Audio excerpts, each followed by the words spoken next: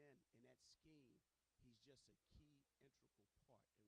And you guys got to understand, I've known Les Frazier for well over half my life. I've known Sean McDermott for well over half my life. So I understand the position that that kid is playing and all the accountability that falls on his shoulders. Huge fan of Mr. Milano, and they need to give him his respect because he's just a hell of a player.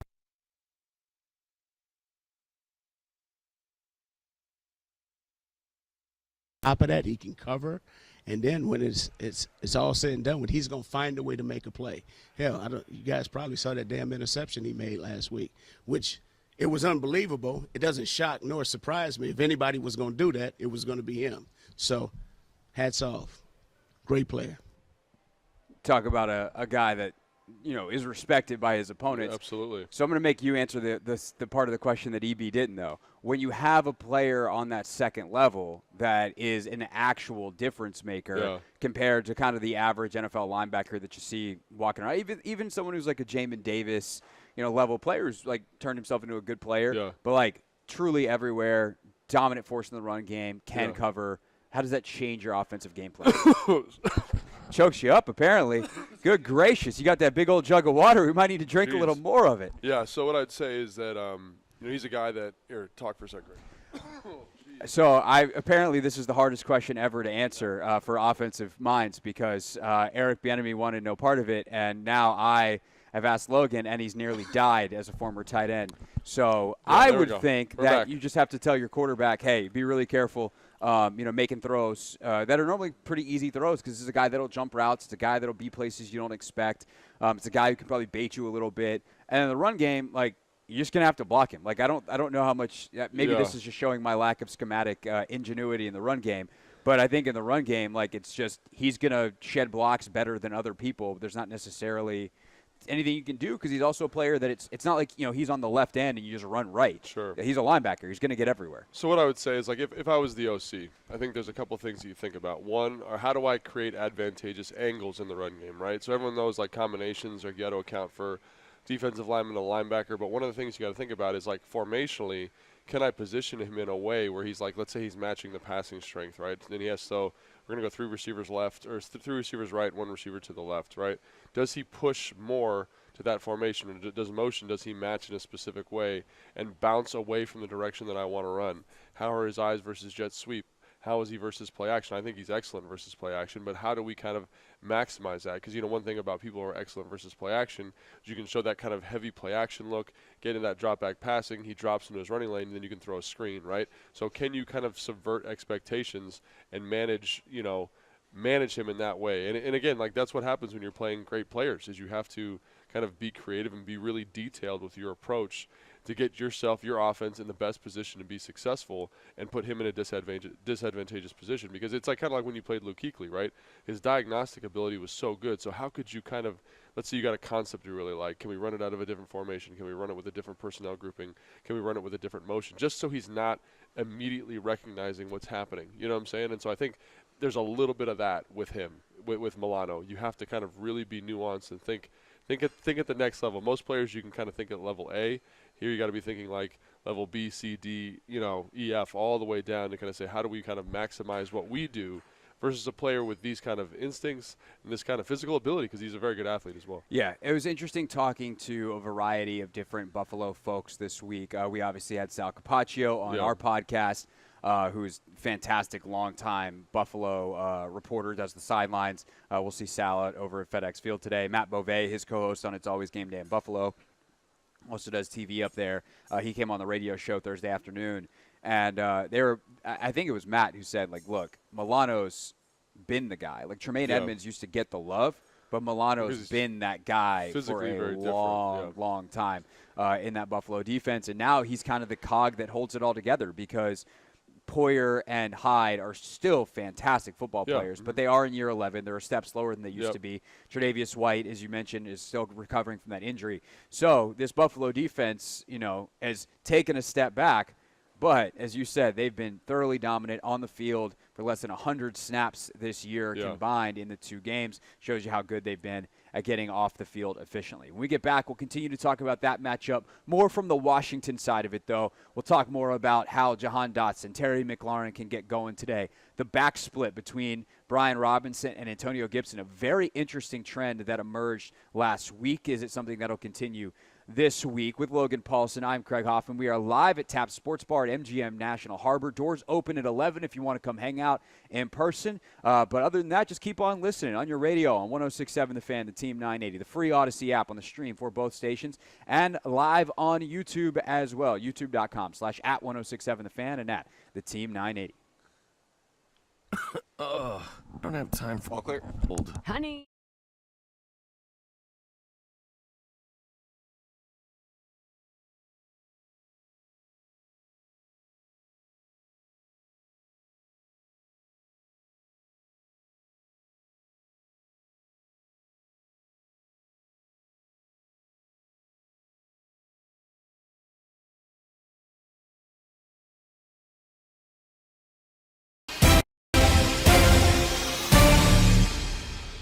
But my favorite story is, I think we were playing Cincinnati. Was it Cincinnati? That's not what depends on the story, but maybe we were playing Cincinnati. So Logan catches this touchdown. Oh, that's right. Yeah, that was Cincinnati. Yep, it was Cincinnati. So we put in this play, and it was like, I think we called it Hoss Juke or something like that. I can't remember what we called it in that offense, but Logan's on a seam, right? So he's our vertical threat, taking the top off the defense. Digging out, guys. We're talking in the week. I don't think we ever said it in the install with those guys, but they're like, listen, Logan's not even in the progression. He's taking the top off this thing. We're trying to work this little option route down. And they bust this coverage. And I mean, he is screaming wide open. I wasn't even supposed to be on the play. They were supposed to sub somebody else in because I thought I was too slow to run this route. Just for the context here for everybody. So he's screaming wide open. And I'm like, Matt, throw it at his back shoulder. You might hit him in stride. If you try and back shoulder him. Threw it right at him. He catches it. It was an awesome touchdown. Just the celebration afterwards was so much fun. For me, it was always fun celebrating the touchdowns with the guys that didn't score them all the time. You know, like take that, Julio Jones. Yeah, and I'm not. I'm saying that, but like your role for us was you did the dirty work, and when you see guys that do the dirty work get rewarded for it, that was really cool. Something I'll never forget. The caveman. Yeah. And the caveman was in there in the end zone celebrating. It was awesome.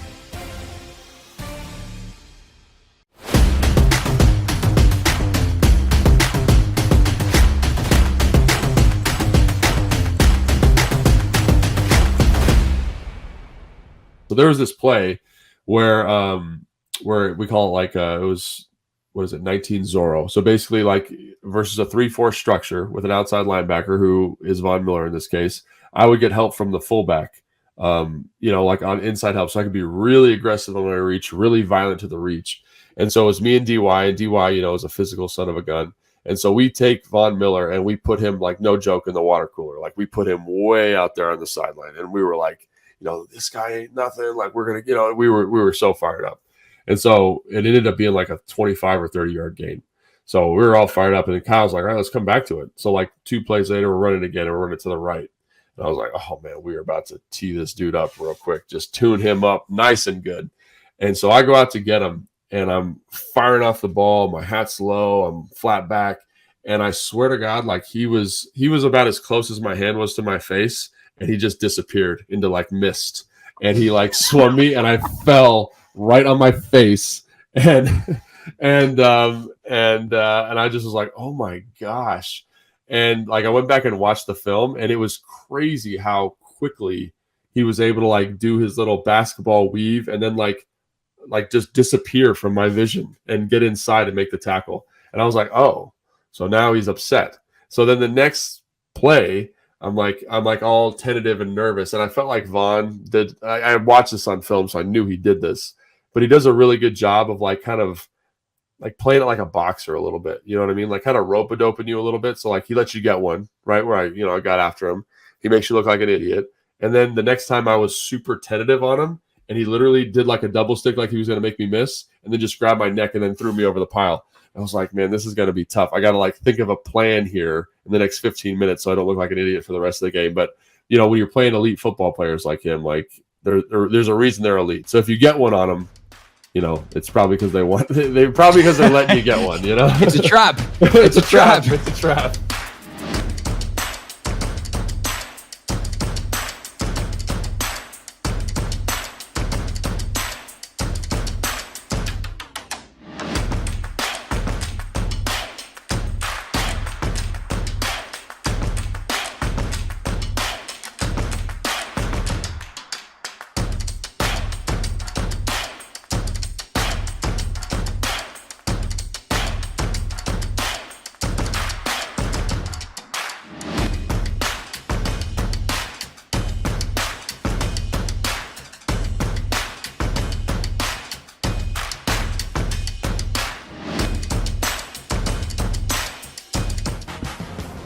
Welcome back. It is the Take Command pregame show on Burgundy and Gold Game Day, live from Taps Sports Bar, MGM National Harbor. That is Logan Paulson. I am Craig Hoffman.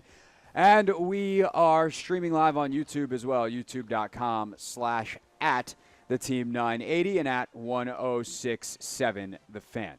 All right, Logan, surprise, surprise for me when I looked at the snap counts last week, as we now shift things kind of on the Washington side of the matchup we were just talking about, Washington offense versus Buffalo defense. Looked at the snap counts last week. Have you looked at them, by the way? No, I've not. Okay, so I can do this pop quiz style. This is my favorite. So if I'd made you guess the difference, like I'll say plus or minus 5 snaps difference between Antonio Gibson and Brian Robinson. Did Robinson play more than 5 snaps than Gibson, or less than 5 snaps more than Gibson, if you mean?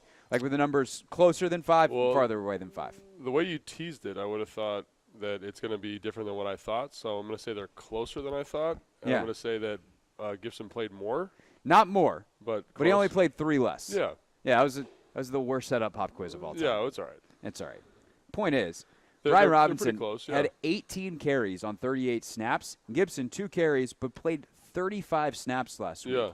So when you look at attacking this Buffalo defense, what roles do you think those two guys played? Because I think when you talk about, trying to neutralize Milano, screen game, things like that, Yeah. a guy like Gibson could become really important. No, 100%. I mean, obviously, I really think, like, they're going to play the same roles. Like, I don't think it's like a pop quiz. I think it's like one of the things, like, doing this high school offensive coordinator thing, it's like you can do all sorts of craziness, but one of the things you have to do is you have to maximize your personnel.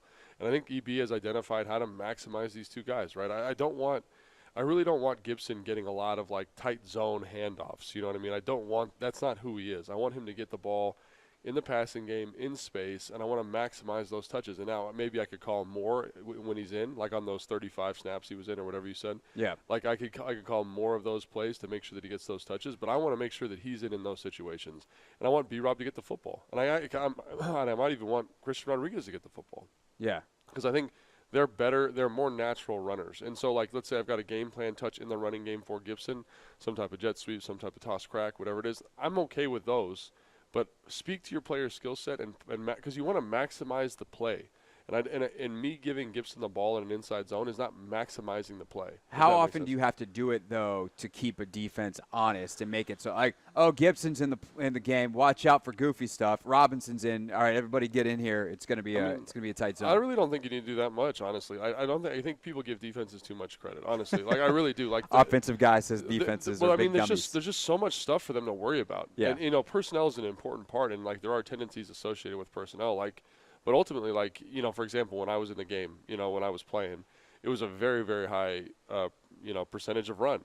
But coaches did a good job of when I was playing to say, oh, we're going to run a play-action pass. So people would be selling out versus these run looks. All these guys would be near line of scrimmage, and you get these easy throwing lanes. So, again, like, you can use that stuff to kind of max. And it's not like Gibson didn't run the football. He did run the football.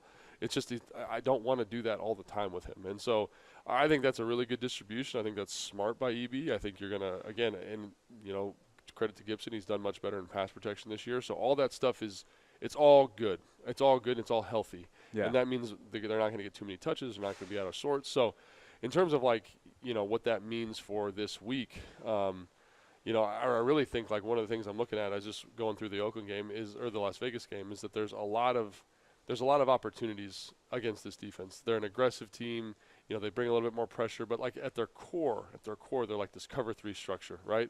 And there are holes there. And so it's like, can you pass protect with your running backs to get to those shots? And can you capitalize when they are in these conservative coverage structures or more simplistic coverage structures? And Las Vegas wasn't able to, but I think Sam and EB have shown an ability to kind of be confident, trust the O-line, hold the football a little bit longer, and make those plays work. So I think when looking at kind of what you're describing here in terms of the backs, I think it kind of projects out to this larger picture for the offense where it's like, who do we want to be, what do we want to do, and how do we maximize us as opposed to worrying so much about them.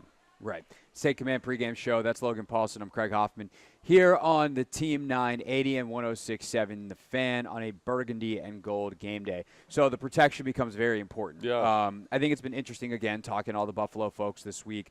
Gregory Rousseau seems to be a guy that's gotten a lot of love and that they project to not – kind of like you compared him earlier to Montez Sweat stylistically. It sounds like he's having the year that Sweat had last year. Yeah. Where he comes out in training camp, he looks like the guy that was promised, and he just holds it throughout the year. Like, this is who he is now. He's grown up. He's matured as a player versus being the spotty up-and-down guy that he was earlier in his career because he's still a very young player. So you got him. Ed Oliver's had a fantastic start through 2 games. You've got better last year too. Both those guys had solid years last year, and it looks like they're continued to grow. Yeah, they're building on it. Yeah.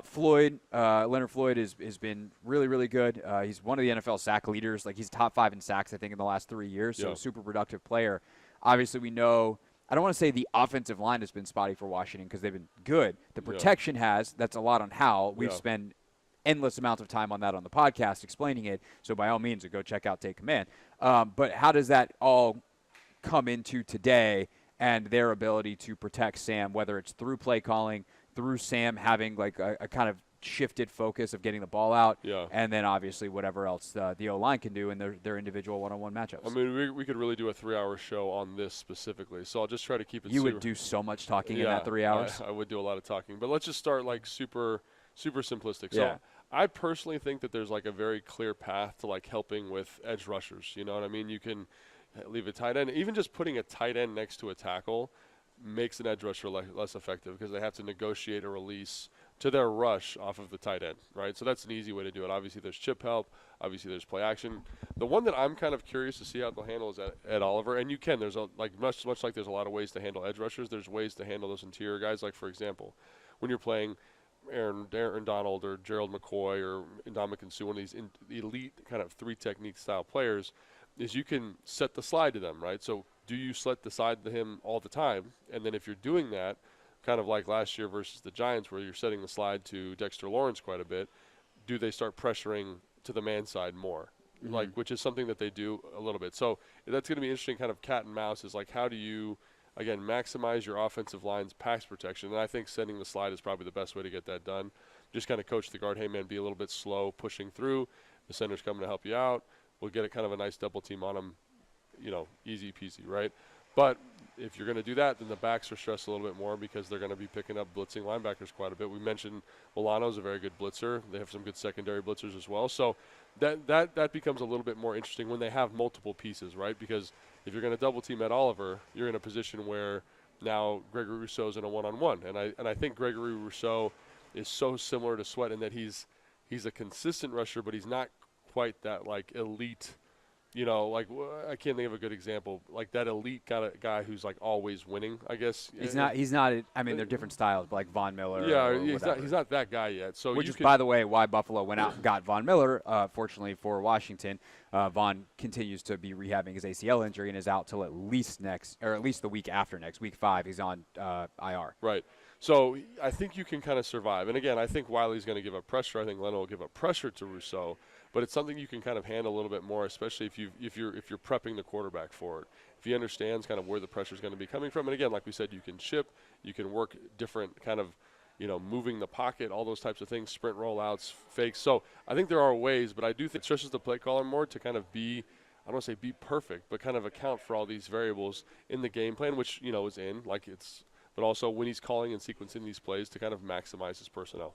Absolutely. All right, so we'll see how the Sam Howell and EB and everybody handles that pressure today. Can they get the ball to McLaurin, Dotson, Samuel, et cetera, down the field? Good news, Curtis Samuel, both the hip injury that limited him a little bit in practice earlier this week and the illness have passed. He is good to go for the game today. Only player out for either team, except for the ones obviously on like IR, like Von Miller, is Logan Thomas, who is out with the concussion sustained on the miraculous touchdown catch he made last week. When we get back, Kevin Sheehan joins us for his weekly hit here on the Take Command pregame show on Burgundy and Gold Game Day.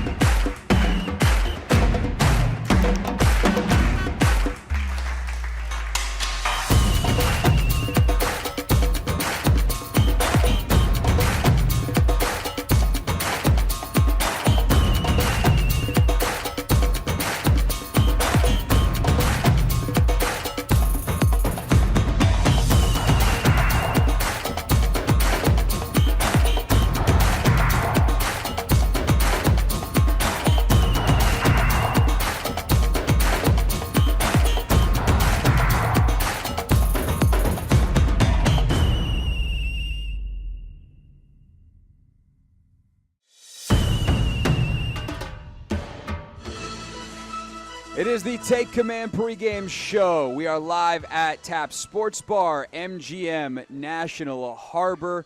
Logan Paulson there. Craig Hoffman here on the Team 980 and 106.7 The Fan. Of course, weekdays on the Team 980. Kevin Sheehan mans the mic from 10 to 1, and he joins us each and every Take Command pregame show at 10:30, or half hour into the show. Last week we had the wacky 4 o'clock game, Logan, but back at 1 this week. I mean, Sheehan's back at 10:30, and he joins us now. Kevin, how are you, sir? What's up, guys? How you doing? Doing well. Doing well, yeah. All right, this game is the kind of the theme of it, if you will, based off of the questioning this week of Rivera. Is it a measuring stick game? Do you believe in the measuring stick game, Kevin? Well, it is a measuring stick game. I didn't actually discuss it in that context. To me, it's just this massive opportunity for, this franchise that's been out in the wilderness forever to have a really good start and for it not to feel anything other than legitimate. Like if they beat Buffalo today, the 3-0, you have to start talking about them as a good football team and as a contender for a playoff spot in the NFC. Now we've all watched other teams here so far, and it's early, but the Niners and the Cowboys and the Eagles are all probably, a cut above. But you beat Buffalo today, and you're in the next group of teams in the NFC, and they become a focal point of the conversation league-wide this week. So that opportunity is a big one. Measuring stick, I think they were measured a little bit last week, down 21-3 in many ways. I mean, scoring 32 points in 25 minutes of game time is an explosion of offense seen in 7 years, minimum. So that's always that's in my memory bank now the rest of the year, is that they're capable of something like that, especially in the position they were in. But to me, it's just this really big opportunity. And I hate to say that it's a no-lose situation because you only have 17 of these things, and you can't afford to lose too many of them. But unlike the opener, where there was a level of pressure to participate in the celebration that was being had by fans, and the expectation that you would beat a terrible Arizona. But I think they're going to measure up well today. So yeah, what's your level of confidence that they can get after Buffalo? I mean, obviously, I think there would be an element of a moral victory today if it's a close game. But do you think that they can beat the Buffalo Bills? And if so, how do they do it? I do think they can win, Logan. I think that, if you look at Buffalo, they haven't lost a lot of regular season games over the last 4 years. They've won 47 regular season games in the last 4 years, nearly 12 a year. But the lose are games against typically better defensive teams, sometimes on the road, where they contribute to their demise. I mean, it seems to be part of their 3, 4, 5 losses a year, and we've already seen it once with what they did in the Monday Night Open. And they're facing an excellent defensive football team today in their stadium on a raw, kind of wet day. And I don't know, it just feels like one of those games in which the Bills could help out and that the defense is ready to take advantage. Now, even in the games that Buffalo wins, they're really good, explosive games. Josh Allen puts it up for grabs 2 to 3 times a game. You just have to catch them. Now, for them, I was looking at them this week, they play Miami next week and then Jacksonville. So they may view this as a critical game for them too, and one that they've got to get after losing the opener to New York. This is a big year for Buffalo because there's all this talk of the window shutting on them with where they would be salary cap wise next year if they don't get it done this year. But yeah, for me, it's more about feeling like they're really good defensively. They gave me something to think about in terms of what they can be offensively at any given moment last week. And then the opponent does tend against really good defensive teams on the road to help out. Yeah, and again, this is an interesting point, I think, is how I know we have good defensive personnel, but in terms of them executing at a high level versus a very good offense, to me this feels like a measuring stick for the defense more than anything because, last week they gave up a ton of points, against Arizona where they had nothing, obviously looked very good, but, to me this seems like a very, very good opportunity for them, for this team to kind of say, hey, we are one of the top, 7 defenses in the NFL. Do you think they can get that done today? There's one concern I have. I don't know if you guys have been talking about it or not, but I think they've been run on a little bit. Sure. They got run on in the opener. We talked about this last week. There were some creases for Connor. Now, he's a pretty good back, and I think Javonte Williams is actually a potentially great back. They got to the edges last week. Chase lost a little bit of contain on that first touchdown run. I don't know if it was him or the corner. But they've been run on a little bit. And last week, Cook, averaged over 7 yards a carry. And what you saw off of that, and I'm sure, I know you guys have watched the Buffalo game last week. Like, I didn't add it up, but it just looked weird to see Josh Allen under center as much as he was in the second half. And they, using, bootleg and some play action off the ability to run the foot, that could be problematic. So I guess I'm really confident in this defense in being a legitimate top 10 defense again. But for the next step, it's takeaways and being consistent, I think, against the run. I don't know why they got gashed in those first 3 drives the way they did. But, that, too, is in the back of my mind that they weren't good against the run early last week, falling behind by 21-3. Kevin Sheehan, host of the Kevin Sheehan Show, with us here on the Team 980 and 106.7 The Fans, Burgundy and Gold Game Day. So you say you're confident in the defense. What about the offense? That 32-point explosion in 25 minutes, that's in the memory banks. But, that is a burst versus consistency week to week. How good is Denver's defense really? This Bills defense seems like it's real good. Logan had this great stat earlier that they've only been on the field for 94 plays so far this season. Yeah. What have you seen from the Washington? What's your confidence level in the Washington offense to do it against the best unit they've faced so far this year? Yeah, I mean, Logan points out something I talked about earlier this week. I mean, the Raiders had only 39 offensive snaps in the game. They did average 6.2 yards per play, over those 39 snaps. But, even before that explosion, they moved the football on those first 2 drives last week. They missed a field goal. They made a field goal. The game was clumsy at times. It was, it was hard to watch at times, and yet they did have some explosive plays. And then last week, with the exception of those 2 drives when the avalanche offensively for Denver was going on, it was a pretty good game overall offensively. So, I don't know. You got to block Ed Oliver. Milano's a playmaker. If Micah Hyde's playing, I haven't checked what the update on him is. To me, he's one of the best kind of playmakers without great athleticism that we've seen in the league over the last 6-7 years. They've got I guess it's the first real test for this offensive line, and what will be interesting to me is to see if they come after Sam Howell. If they do, maybe Eric Bieniemy's got some answers: screens, draws, bubbles, whatever. Or if they don't, are they able to get home with 4? If they are, it could be a problem today. Yeah, absolutely. So, in your estimation, which of these offensive playmakers has the biggest impact on today's game? Which offensive playmaker? Well, I mean, I think it's going to be tough to run the ball against them, but that really hasn't been the MO anyway. I hope they stay aggressive, and I hope Sam's sharp. I hope the ball's out quickly. Sure. I hope it's on time. I hope that we see a lot of what we saw last week, where a lot of different guys and a lot of different guys that can make plays have the ball in their hands multiple times. And so, I mean, Logan, I didn't get a chance to listen to you this week, but I was really impressed with Bieniemy and the feel for the game last week and the plan coming in and the play calling. But if you're asking me for one player, I don't know, maybe this is the day for Jahan. Yeah. He's got, 6 catches in 2 games, and I think we all had high expectations for him. Maybe, if they bring pressure, they can go over the top and hit Dotson. Considering I do 3 podcasts a week with this man, I am personally offended that you haven't listened to him this week, but I'll get over it. You know what? I love listening to you guys. I just did not get a chance to do it this week. So easy to fish for compliments, Logan. Week. So easy. We just reel them right in.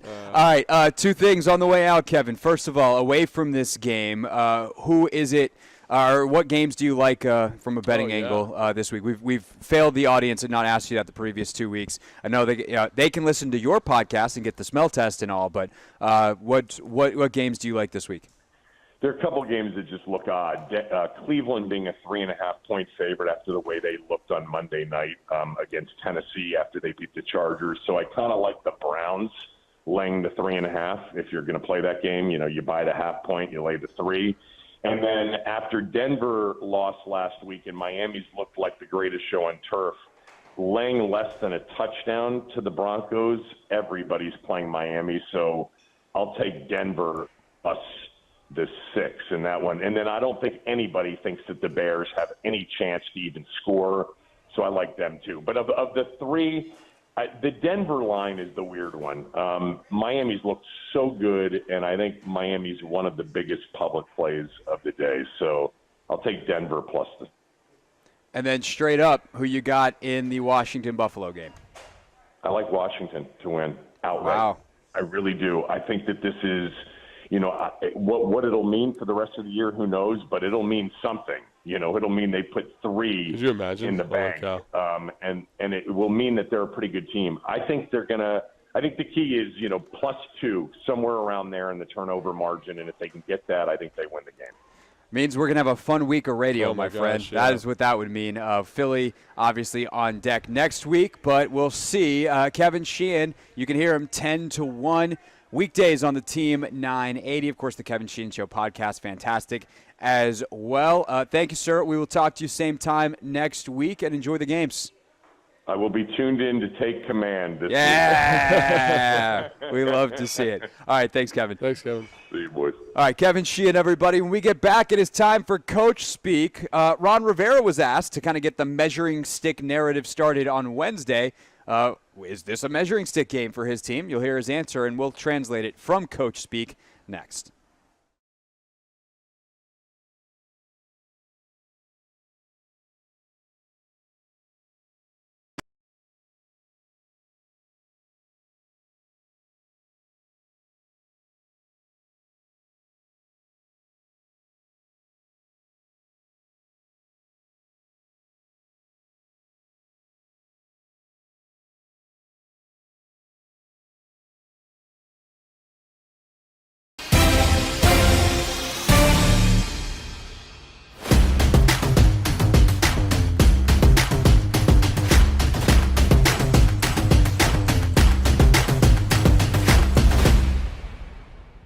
We have a new submission to the Real Things Hall of Fame. The F-35 is a fighter jet that the military has. It is very expensive. Very expensive. The F-35 program costs the U.S. government / the military over $1 trillion.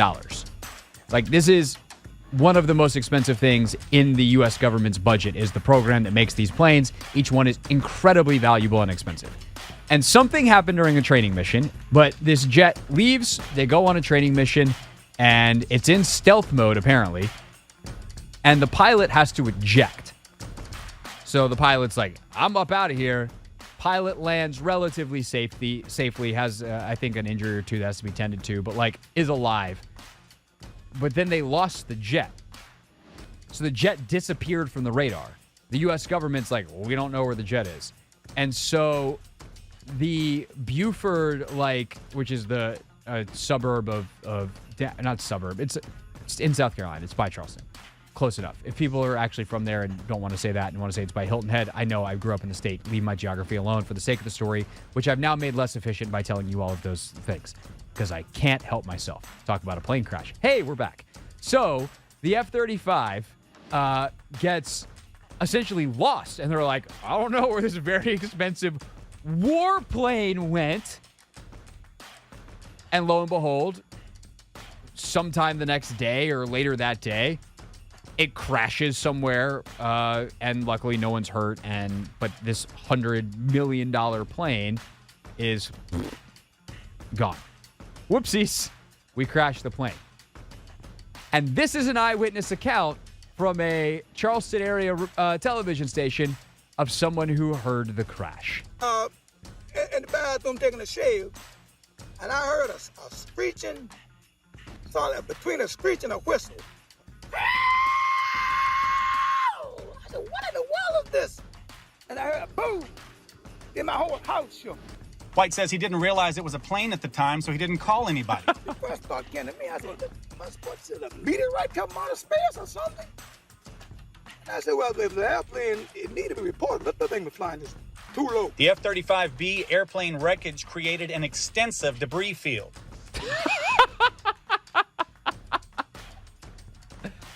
That voice, we gotta get a drop for the voice because it might be better than Steph Curry's. I was gonna say, I feel like we have to do a comparison. Can I pull this off with? Yeah, okay. So I had to compare or see if I had enough channels on the board to do this. But we got Steph Curry here. We got Charlie Brown here.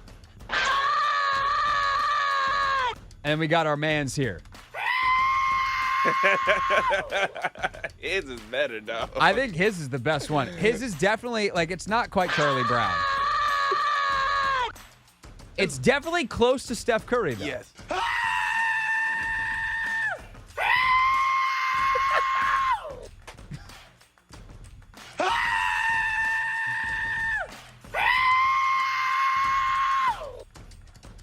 We'll see you tomorrow.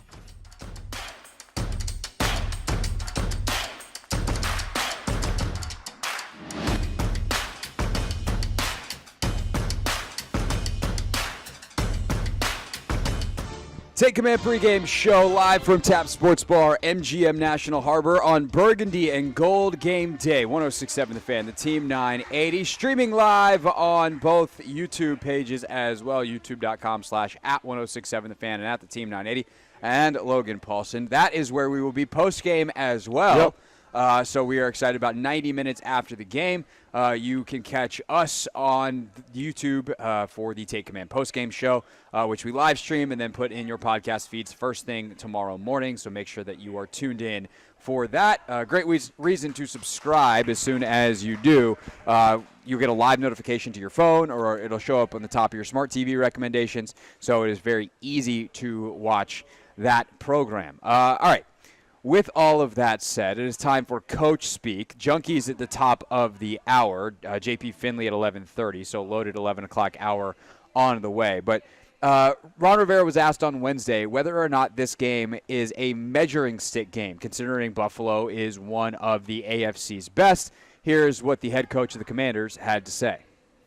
Pretty big. You know, it's to me, I mean, it really is. And you know, they're one of the elite teams at the AFC. I know they're 1-1, but that records don't mean anything in this situation. This is one of the elite teams coming in, and you know, we've got to gear up, we've got to practice, prepare, get ourselves ready to go, and give us a great opportunity to see where we stand. I think it's interesting because some coaches shy away from that. Some coaches are like, every game's a big game. Belichick did that this week. Mm-hmm. Belichick, by the way, 11-question press conference, answered it in less than 100 words. Good for him, man. You know, like it's a gift. He's got a gift, and you know, it's taken a long career of just terse. Kind of a masterpiece. Yes. We don't really care. Yeah. But for Rivera, embracing no, this is a big game. Very good opponent. Obviously, he's got a ton of respect for McDermott and what he's built there. His former deputy in Carolina. What do you make of the idea of the measuring stick game and of Ron's answer, kind of accepting that as like, yeah, we are measuring ourselves this week? I mean, it is a big game. I don't know how I don't know how else you look at it, honestly. Like it's every week is a big. You're week. Belichick, and you just pretend like nothing well, matters. Mean, I'm sure even Belichick's internal messaging to his team is that this is an important game, and he probably conveys it in different ways. Like he doesn't say, "Oh, this is important," but he's like, you know, he builds it up in different ways. And so I think Ron is a guy, at least since I've been covering the team, that does a pretty good job, in my opinion, of like using the media to kind of be like, hey, this is what I'm telling the team, and this is what I want the team to hear, and this is what I want the team to think about, kind of as an extension of like his team meetings. And so I think it is a big game. I don't think there's any way around it. It's a big game. I think it's also interesting that he said that you know, at this point of the year, records don't mean anything, and I think he understands that like it's the quality of wins that you continue to accumulate, and this is just another kind of notch on the belt. And so I think it's a big game. I agree with him. I don't think there's anything overly kind of sneaky or nefarious about what he said there. I think it's, you know, we had a show, we we do the game day show where I do like film breakdowns with him and stuff. Yeah. And he was very, very candid there too. Yes, this is a measuring stick. I was like, I don't want to call it a measuring stick game. He's like, no, call it that. That's what it is. And so he really leaned into it. And I think it is. Like, that's what it is. So there's no way around it. As a player, if you're in that locker room, though, how are you? Like, I always think it's funny because I'm not actually pushing back on this, but then it's like, what does that mean? Well, okay, next weekend's Philadelphia. That's also a measuring stick because they're really good. But then the Thursday night Chicago, like, what is that game then, right? Yeah. Like, they become important for different reasons. They all, 100%. That game, it's like, oh, we can't lose it because they're not very good. It's a home game. It's super important. You find ways every week to make it into a big game. But as you go through, when you played a 16, now a 17-game season, like, how do you feel those fluctuations in pressure and importance week to week as you self-evaluate and as you get ready for the game? Well, I think that for me, it was always pretty steady, and I say that, just because that's how I was. Like, it was like every game was super important. And, when the coach came out and said, I never really had a coach that would be like, this game's more important than another game, but you kind of know it. Like, this is the Buffalo Bills, like Kevin said. Well, like when you're here, it's like Dallas week is always a big one. It's a big week, or Philly week's a big week. When you're playing the Giants, it's a big deal. Those are divisional games. Like, there's nothing that needs to be said. Now, previous ownership, they'd make a big deal of it. We'd watch a video. We'd kind of do a whole thing like, oh, this is the history of the rivalry between, the Commanders and the Dallas Cowboys or whatever it is, But in this situation, like, the players know what's going on. So I think that's the other thing I appreciate about what Ron's saying. It's like, don't shy away from it. Like, it's an important game for the coaching staff. It's an important game for the players. And if you win this game, it's a big deal. I think the thing that I would say is, don't make it too big of a deal. Like, play within yourself. Like, do what you've been doing. It doesn't need to be like this crazy big lift to kind of show the nation that you're ready. It's like, just do what you've been doing at a detail level that's very, very high, and bring the emotion that's associated with a big game. That's actually why I like the measuring stick framing, is because we want to go play our game and see what the result is. Yeah. Like, if we go out and play a good game and we still lose, we know that we have to get better to be there. Yeah. Like, that's a really easy post-game message for Rivera. If you go out and you beat them, then it's like, yeah, we played our game. Our game is good enough to beat the best. Yeah. Like, we are who we think we are. Obviously, if you go out and you get destroyed, it's like, okay, we thought we were pretty good. Yeah. Like, we need to go back and fix some stuff. And then, if you get destroyed, you're going to probably have some self-imposed mistakes, things like that. Yeah. And you have to figure out, are these unforced errors, or are we susceptible to that level of talent? Like, that becomes a more nuanced conversation that probably doesn't fit nice and tidy in a post-game speech in the locker room. But to your point, though, like, even if you do get killed, then it's a reevaluation. It says, like, what are some things we did in practice this week that didn't hit? What are some things that we need to emphasize more with the players? And I think it's great. I think that's the right approach. Good, bad, and different. Measuring stick is probably the right thing. I think maybe kind of to your point that you said earlier is, like, isn't every game a measuring stick game? Because you play Philly next week. Yeah, it's a big game. It's a good team.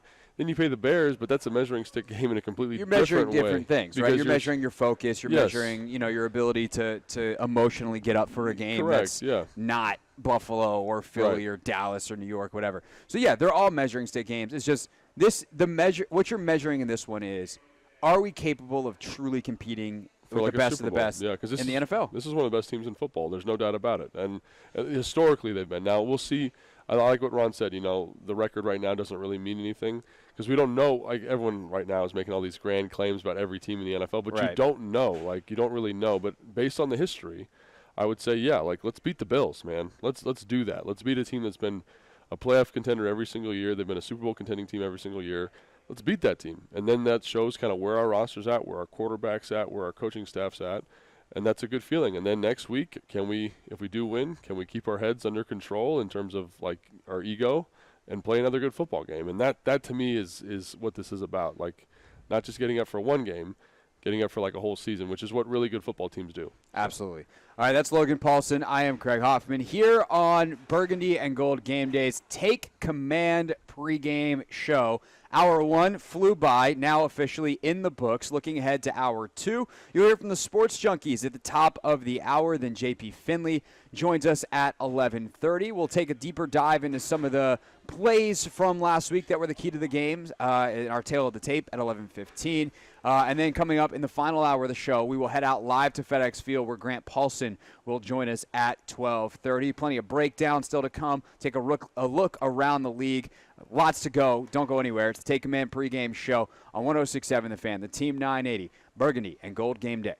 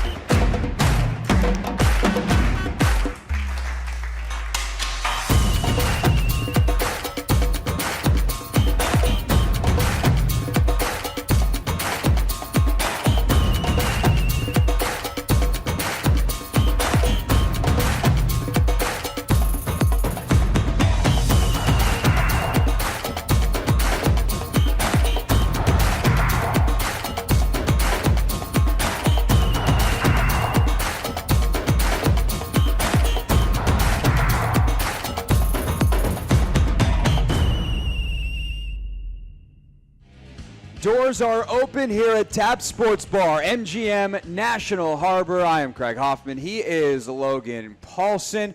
This is the Take Command pregame show live on a burgundy and gold game day. Don't forget, we're streaming live on YouTube as well. So if you're out running your morning errands, taking a listen, go ahead, head home.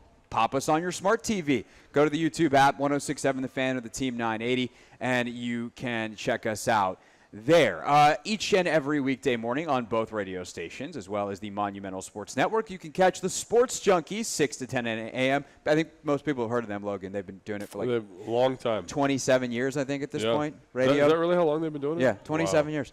And each and every Sunday morning, we get some thoughts from them. So without further ado, here is the Sports Junkies' take on today's game between the Bills and Commanders. All right, boys, first 2-0 start for Washington, but the opponent gets much tougher.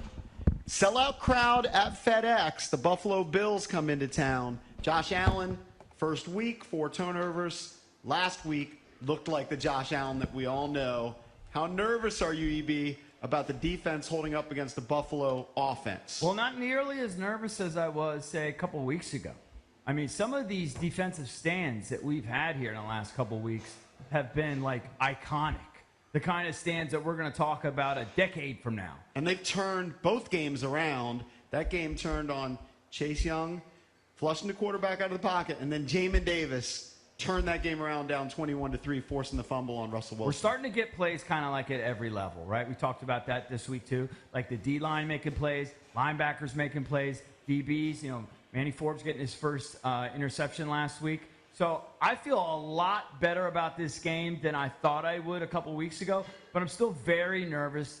That it's a high-octane team, and if Diggs and Allen boys are connecting, I think we're really going to have our work cut out for us. And you just hope that the Josh Allen from week 1 against the Jets, who struggled, turned the ball over 3 times, that's the Josh Allen that you get, not the one that completed his first 13 passes in the game against the Raiders. You don't want that defense showing up, that stonewall Josh Jacobs. I mean, it's just a completely dominant performance by the Bills in week 2. You want that Bills version of week 1 against the Jets to show up at FedEx Field. The thing that would be concerning for me, as if I was a Commander fan, is how Russell Wilson looked in the first half against that line, against that secondary. Now, he was sacked 7 times over the course of the game, but they made some big plays. First on half, deep big throws. plays, right?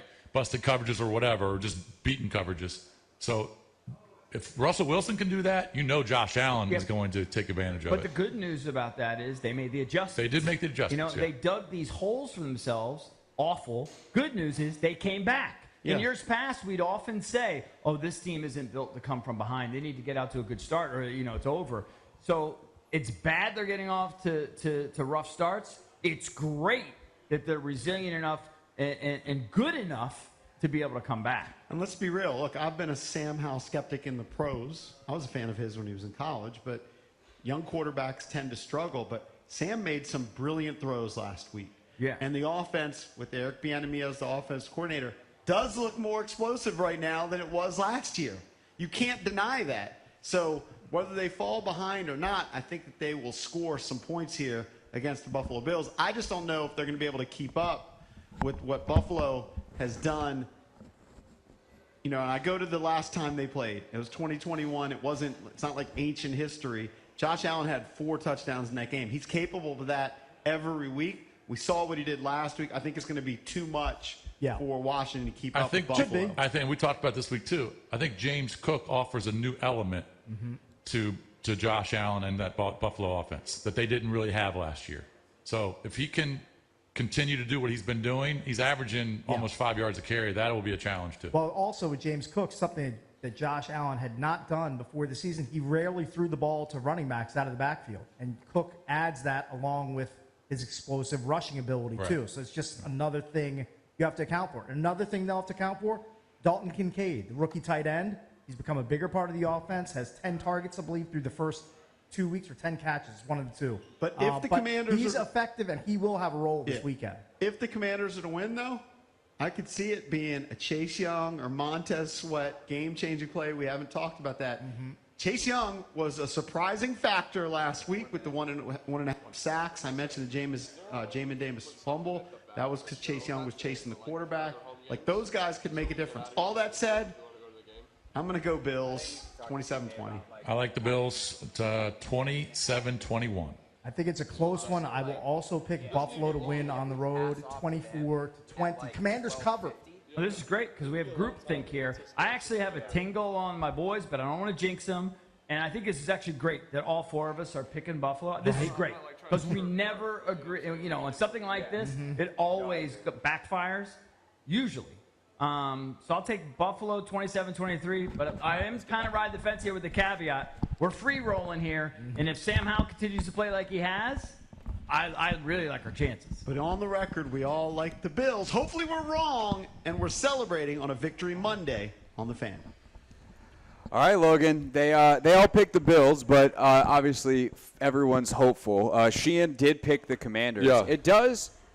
I don't know. I struggle with this because in the past, this feels like one of those games where Washington fans get their hopes up, and it's Charlie Brown kicking the football. Yeah, I was about to say. And you know, bam, and then you land on your back, and it hurts a whole lot. And then we swear we'll never do that again. Yeah. But whether it's the new ownership, or whether it's the fact that you have Sam Howell and someone you can believe in that has like an actual future at quarterback, whether it's Bieniemy, this feels different, or am I about to swing and miss again? It does feel different. Like this offense, like think about the sequence of plays last week. You know, they mentioned Jamin Davis and the forced fumble. There's times where, since I've been covering the team when I was playing for the team, where that would happen. A play would happen, and then nothing would come of it. It would just be like the offense would go 3 and out or whatever it was. You give the ball right back. Yeah, and I look, and even week 1 when Montez Sweat has a forced fumble, and then it's like this slog fest, but the offense gets 7 points. Like that is a new thing here.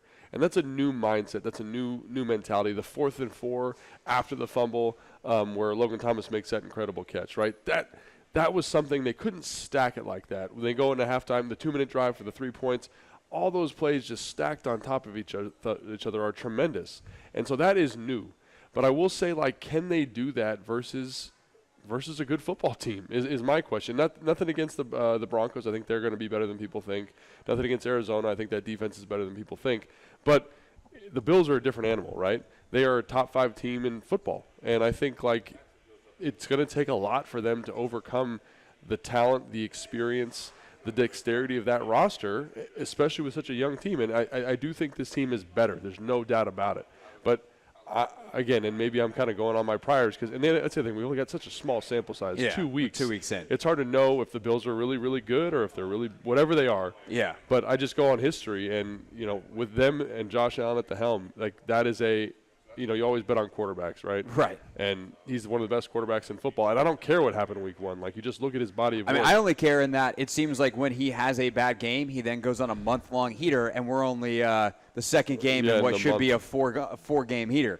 So, you know, you'd almost bet on Josh Allen even more because the law of averages says he has one bad one every once in a while, and he just had the bad one. So good luck forcing him to have another one. I think for me, the biggest difference in like the feel game is Bieniemy. It's a huge factor. It's just different with him there. And all due respect to Ron, who gets credit for empowering EB. Jack has obviously had a long, successful career, but like Eric brings a grind, a professionalism, an authority, not to mention a schematic brilliance to this team that they haven't had before. And, like, that matters. Do you have a good game plan every week? Yes. Do you have a team that's fit and in shape? Yes. Do you have a team that understands the level it takes to compete with a Buffalo? Yeah, you do, because he's pushed them there as opposed to, like, oh, that's what it looks like, and you find out when you're down 30 in the middle of the third quarter. That's the only thing I would push back on is – Do they have what it takes? They know what it takes in practice. We'll see if they do in the game. They knew it. Like the practice standard is totally different, right? Like that. I think we can all agree on that. But there's something different when you play a really good football team, a team that again has been to that area where you're trying to go. They're consistently a 12-win football team. They've won playoff games. They're kind of that perennial super. Like, that's a different caliber of team.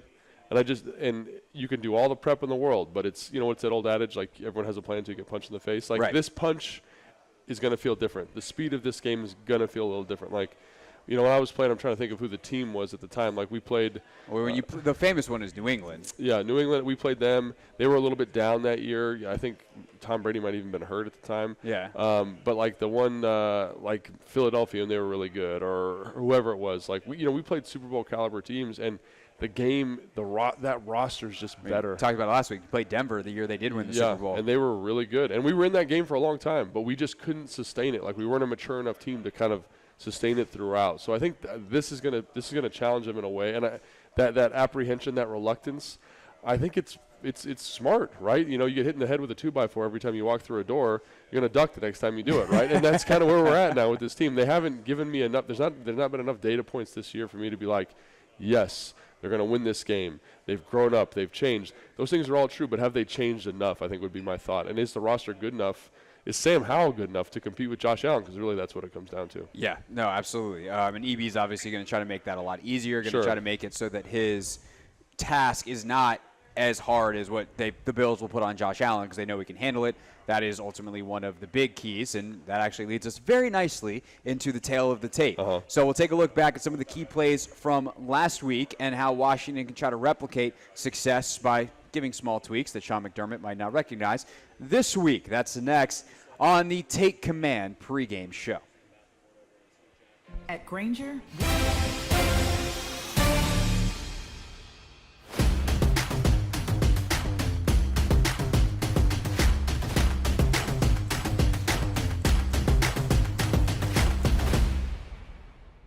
we have a new submission to the Real Things Hall of Fame. The F-35 is a fighter jet that the military has. It is very expensive. Very expensive. The F-35 program costs the U.S. government / the military over $1 trillion. Like, this is one of the most expensive things in the U.S. government's budget is the program that makes these planes. Each one is incredibly valuable and expensive. And something happened during a training mission, but this jet leaves, they go on a training mission, and it's in stealth mode, apparently, and the pilot has to eject. So the pilot's like, I'm up out of here. Pilot lands relatively safely, has, I think, an injury or two that has to be tended to, but, like, is alive. But then they lost the jet. So the jet disappeared from the radar. The U.S. government's like, well, we don't know where the jet is. And so the Buford, which is the suburb not suburb, it's in South Carolina. It's by Charleston. Close enough. If people are actually from there and don't want to say that and want to say it's by Hilton Head, I know I grew up in the state. Leave my geography alone for the sake of the story, which I've now made less efficient by telling you all of those things because I can't help myself. Talk about a plane crash. Hey, we're back. So the F-35 gets essentially lost, and they're like, I don't know where this very expensive warplane went. And lo and behold, sometime the next day or later that day, it crashes somewhere, and luckily no one's hurt. But this $100 million plane is gone. Whoopsies, we crashed the plane. And this is an eyewitness account from a Charleston area television station of someone who heard the crash. In the bathroom taking a shave, and I heard a screeching, between a screech and a whistle. I said, what in the world is this? And I heard a boom. Then my whole house shook. White says he didn't realize it was a plane at the time, so he didn't call anybody. The first thought came to me, I said, what's the meteorite coming out of space or something? And I said, well, if the airplane, it needed to be reported, but the thing was flying is too low. The F-35B airplane wreckage created an extensive debris field.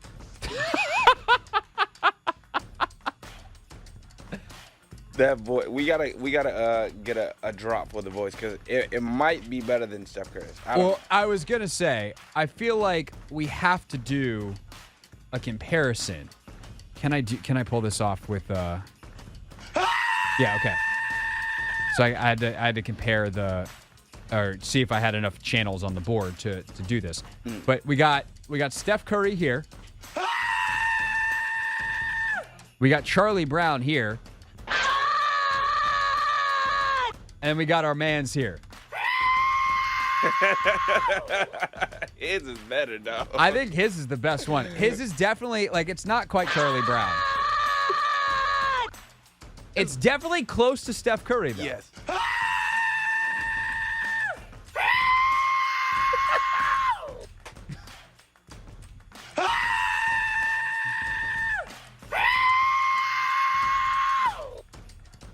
We'll see you tomorrow.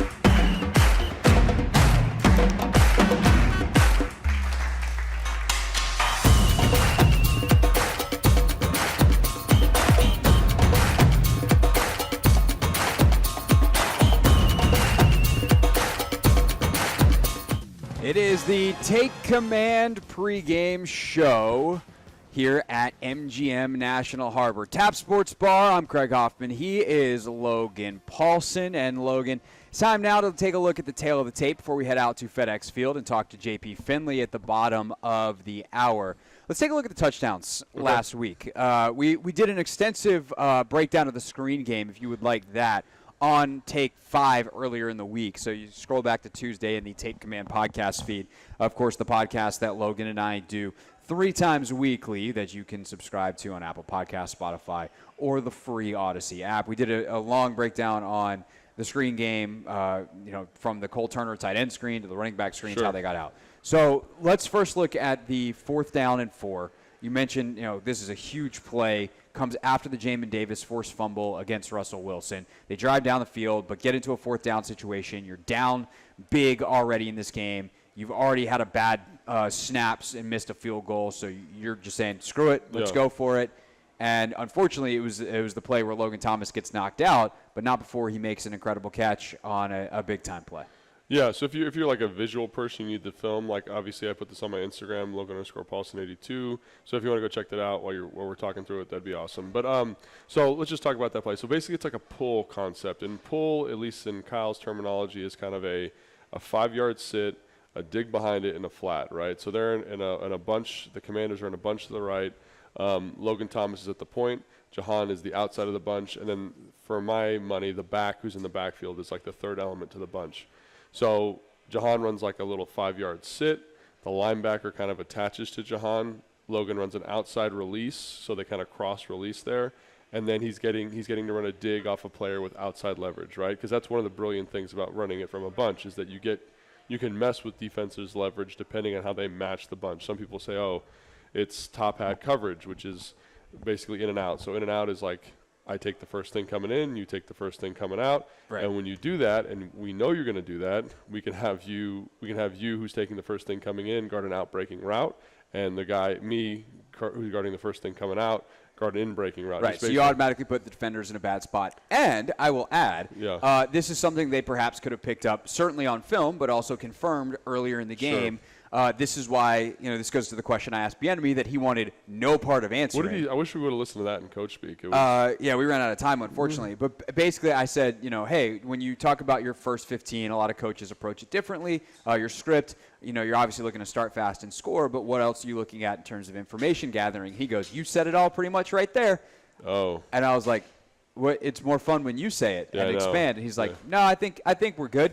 And I was like, okay. So it is the kind of thing where... Was he laughing or was he upset? Yeah, no, he was laughing. EB is great. Yeah. He was laughing, having a good time with it, but I was like, I hit it a little too on the nose. Yeah. I didn't set myself up for success. But the reason I think the Commanders are passing a lot early in these games, and very clearly to me based off that answer and logic and smart coaching and such, is when you line things up a certain way or you run a certain route, or especially when you use different formations, the defense has a certain way, for instance, especially something specific like a bunch, they're going to defend it. Absolutely. So if in your first 4 plays of the game you run something out of a bunch, you see it's this in and out coverage, you then know when we're facing or we set up a bunch again, they're going to do this. We know what their defense is, and thus we know how to attack it. Yeah, and I think obviously that's something you know in game and something you've kind of you have an idea of what they're going to do based on the film study you've done in the week. But I think you can just confirm. Like Kyle does a pretty good job of that. He's just like, oh, we expect them to line up like this. Let's not waste our touchdown play.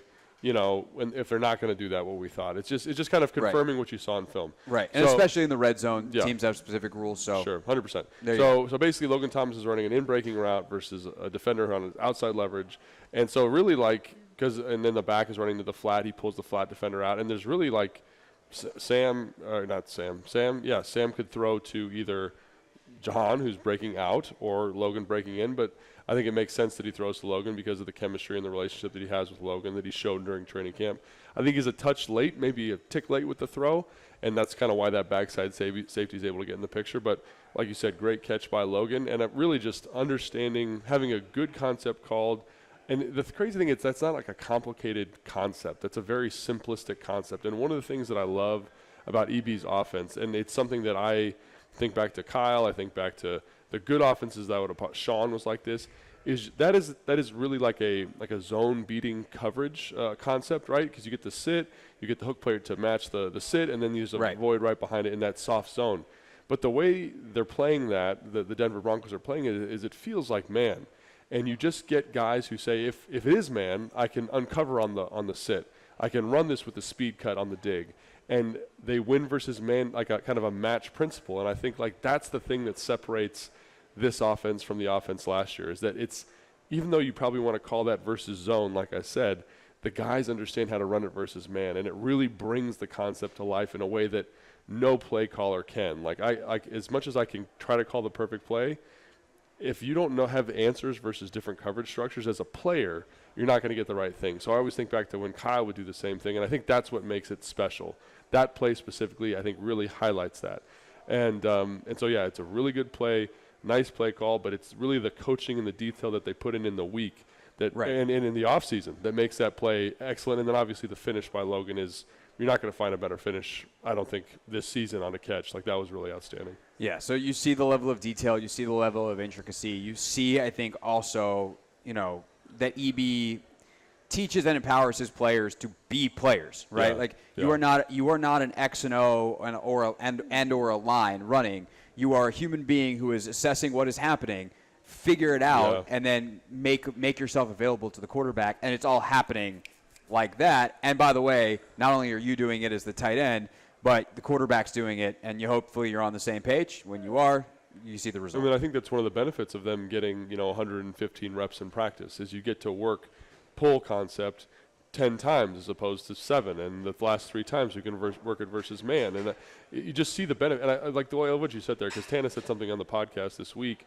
where he was like, he basically said Kyle was trying to get him to run this swirl route, which is like a corner where you run like a comeback. So corner, then when you get 5 yards into the corner, you just turn it into a comeback and run right back to the quarterback. And Kyle was like, well, versus this coverage, if they're going to drop you, just run a corner because we prefer that because it's a touchdown as opposed to a 15-yard gain. And Tana had a really hard time with it because he's like, on the paper, it's drawn like this. It's drawn like a comeback, And Kyle was like, you need to overcome coaching in certain situations, right? And I think that's what it boils down to is when you watch the Kansas City offense, is all those receivers, specifically Travis Kelce, is constantly overcoming coaching. Is constantly finding space. And I was listening to his podcast, and he said something I thought was brilliant. Versus certain coverages, it's just about getting open. Versus man coverages specifically, it's just about getting open in the timing of the play and finding space. And giving those guys kind of that ability to identify that, to your point, and be more than an X on a paper, moving away from an O or attacking an O, is where I think the magic of this offense, specifically in that intermediate passing game, it just really pops to me. Right, and I think especially for a guy like Kelce in Kansas City, where if it's man, and Mahomes is then saying, all right, I'm going to pick my matchup. His matchup's always going to be Kelsey, especially right now with their decline in weaponry on the outside. Kelsey's by far and away going to be the best option. And so, at that point, as long as you're open on time, he's staring right at you anyway. It's man-to-man coverage, so you can pick that stuff up pretty easily. And Kelsey said something brilliant too, and he's like, as long as you're not getting in the way of the concept, and that's where his brilliance. Went to tight end university, he got to talk. That's where his brilliance is like he understands the concept in a way where he's like, and we're getting a little off topic here, but I can get open doing this and still not kill the comeback and still not kill the dig on the backside while understanding that there's space here in the middle of the field. So. And again, you're seeing tastes of that or flavoring of that on some of these concepts. And again, like it's not like a unique thing to this offense because Kyle would coach it in a very similar way. But compared to last year, where it's like we're going to run to 5 yards and sit, and you're going to run a dig, and if it's man coverage, we're going to be in trouble because we're not running it. You know what I'm saying? Right. Like to see that evolution. There's a lot more answers. Correct. Yes. All right, that's Logan Paulson. I am Craig Hoffman. We'll see what kind of answers JP Finley has for our questions next. He joins us from FedEx Field on the Take Command pregame show.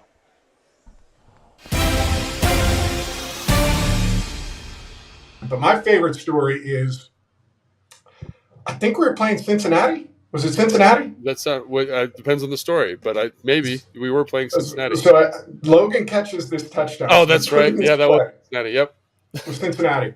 So we put in this play, and it was like I think we called it Hoss Juke or something like that. I can't remember what we called it in that offense, but Logan's on a seam, right? So he's our vertical threat, taking the top off the defense, digging out, guys. We're talking in the week. I don't think we ever said it in the install with those guys, but they're like, listen, Logan's not even in the progression. He's taking the top off this thing. We're trying to work this little option route down. And they bust this coverage. And I mean, he is screaming wide open. I wasn't even supposed to be on the play. They were supposed to sub somebody else in because I thought I was too slow to run this route. Just for the context here for everybody. So he's screaming wide open. And I'm like, Matt, throw it at his back shoulder. You might hit him in stride. If you try and back shoulder him. Threw it right at him. He catches it. It was an awesome touchdown. Just the celebration afterwards was so much fun. For me, it was always fun celebrating the touchdowns with the guys that didn't score them all the time. Like take that, Julio Jones. And I'm not. I'm saying that, but like. Your role for us was you did the dirty work. And when you see guys that do the dirty work get rewarded for it, that was really cool. Something I'll never forget. The caveman. The caveman was in there in the end zone celebrating. It was awesome.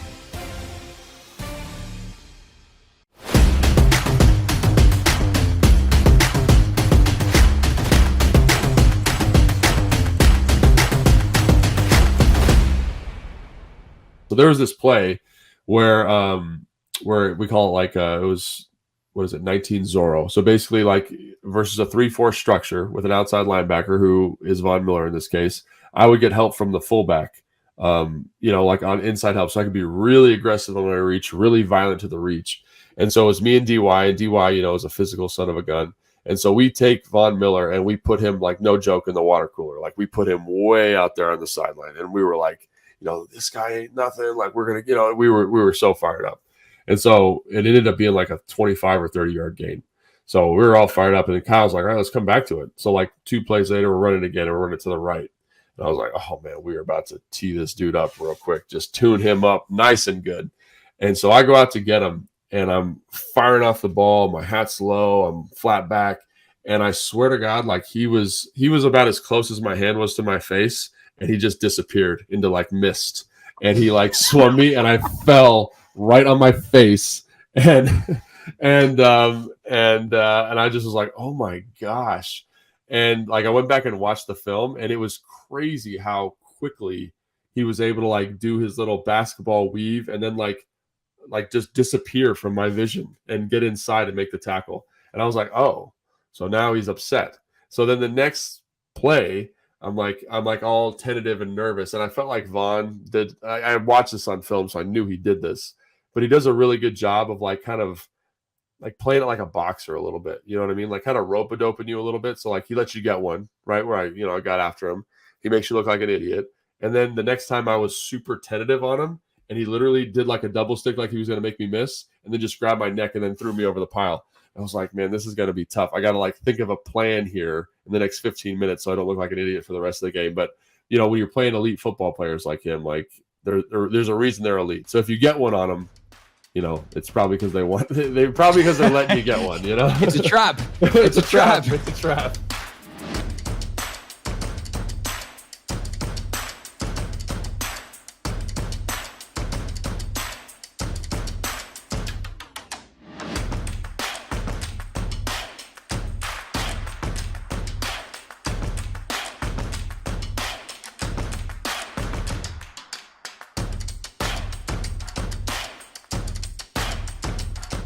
It's the Take Command pregame show live from Tap Sports Bar at MGM National Harbor. I am Craig Hoffman. He is Logan Paulson. And we head to FedEx Field to talk to JP Finley in 30 seconds. But first, the inactive list is out, which means we have our injury report. The list goes something like this. KJ Henry, Trent Scott, Chris Paul, Curtis Hodges, Mitchell Tinsley, and Logan Thomas. Thomas is the lone injured player. Everyone else healthy scratches. That is your Centers for Advanced Orthopedics injury report. More physicians, more locations, more advanced. Care centered around one thing, you. Visit CFAortho.com. For Buffalo, by the way, DeMar Hamlin, Kyer Elam, Jermaine Ifedi, Alec Anderson, and Poona Ford. The other roster note is Alex Arma gets called up from the practice squad, so Curtis Hodges, as we said, is still inactive. With that, let's head out to FedEx Field to welcome in the host of B. Mitch and Finley on 106.7 The Fan. It is JP Finley. JP, what up? What's up, boys? How we doing? Doing well. Thanks for your time, as always, on a busy, crazy game day. We are, of course, down the road at National Harbor, so I'm guessing the weather here is similar to what it is there, though we are inside. So with Ophelia bearing down, what's it like out there? What are the conditions? It's wet, a little sloppy, but it's nothing – I don't think it's going to make a big impact on today's game. You know, it's like drizzly, kind of rainy. It's not like coming down, pouring. So I think – you know, I've watched Josh Allen play in Buffalo. Hawk, you might have been there. Yeah, 2019, I was there. We went up there, and the wind was howling. Yep. And Allen's cannon of an arm didn't even blink. Dude. I remember watching him warm up, and he would throw the ball so hard that it, like, zipped through the air, like with a fastball, like a pitcher. It was. Did we just lose JP? That sounded like a phone going kaputs. Is he gone? I don't know. It seems like he's gone. So Matt will call him back. That'll be fine. It'd be funny if Josh Allen could throw a football and JP can't hold a phone. He gets back on. It's like, oh, yeah, the wind knocked it out. I actually remember. I think I was about to ask JP if it was him, but standing next to him up there. I was standing next to someone. It might have been JP. And we're sitting there just shivering, feeling like the biggest wimps on the planet because we can't even stand there. It was raining? No, it was just super. It was cold and windy. Oh. It was just one of those nasty Buffalo days where the wind is whipping. I think it eventually snowed for a little bit just because, like, the air was cold and so it started snowing. Winds are gusting like 40 miles an hour, and we're, like, you know, shivering standing there. And Allen's out there just ripping footballs, and you're like, cool. That's fantastic. I think it sounds like we maybe got JP back. Yeah, I'm here, boys. Can you hear me? Yeah, we got you. So I'm in the tunnel. I'm just going to stay still so it doesn't drop. Okay, that sounds like a good plan. All right, so that's the weather report. Now for sports. How confident do you feel like this team is being around them all week, going against a Buffalo team that has been one of the best in the NFL for the last half decade? You know, I think they're in a really good kind of headspace for this thing. I was listening to you guys earlier, and I agree with you. Like, kind of the measuring stick stuff. Because there's some ambiguity to what you're measuring, they can come play this game, play well and lose, and you still feel pretty good about it. I'm not a moral victory guy, but NFL seasons are marathons, not sprints. And if they can show they're at a good spot this early in the season, you know, I think it'll just build from there. I think Ron has pressed the right buttons on this thing, and I think I'm curious if you guys think. I thought the enemy, I wasn't that impressed week one. I didn't think there was a lot of impressive stuff week one outside of, you know, the play of the defensive line maybe. But last week, I thought he showed a timing and ability. Scott Turner's kind of become a local punching bag, and I don't think that's exactly fair.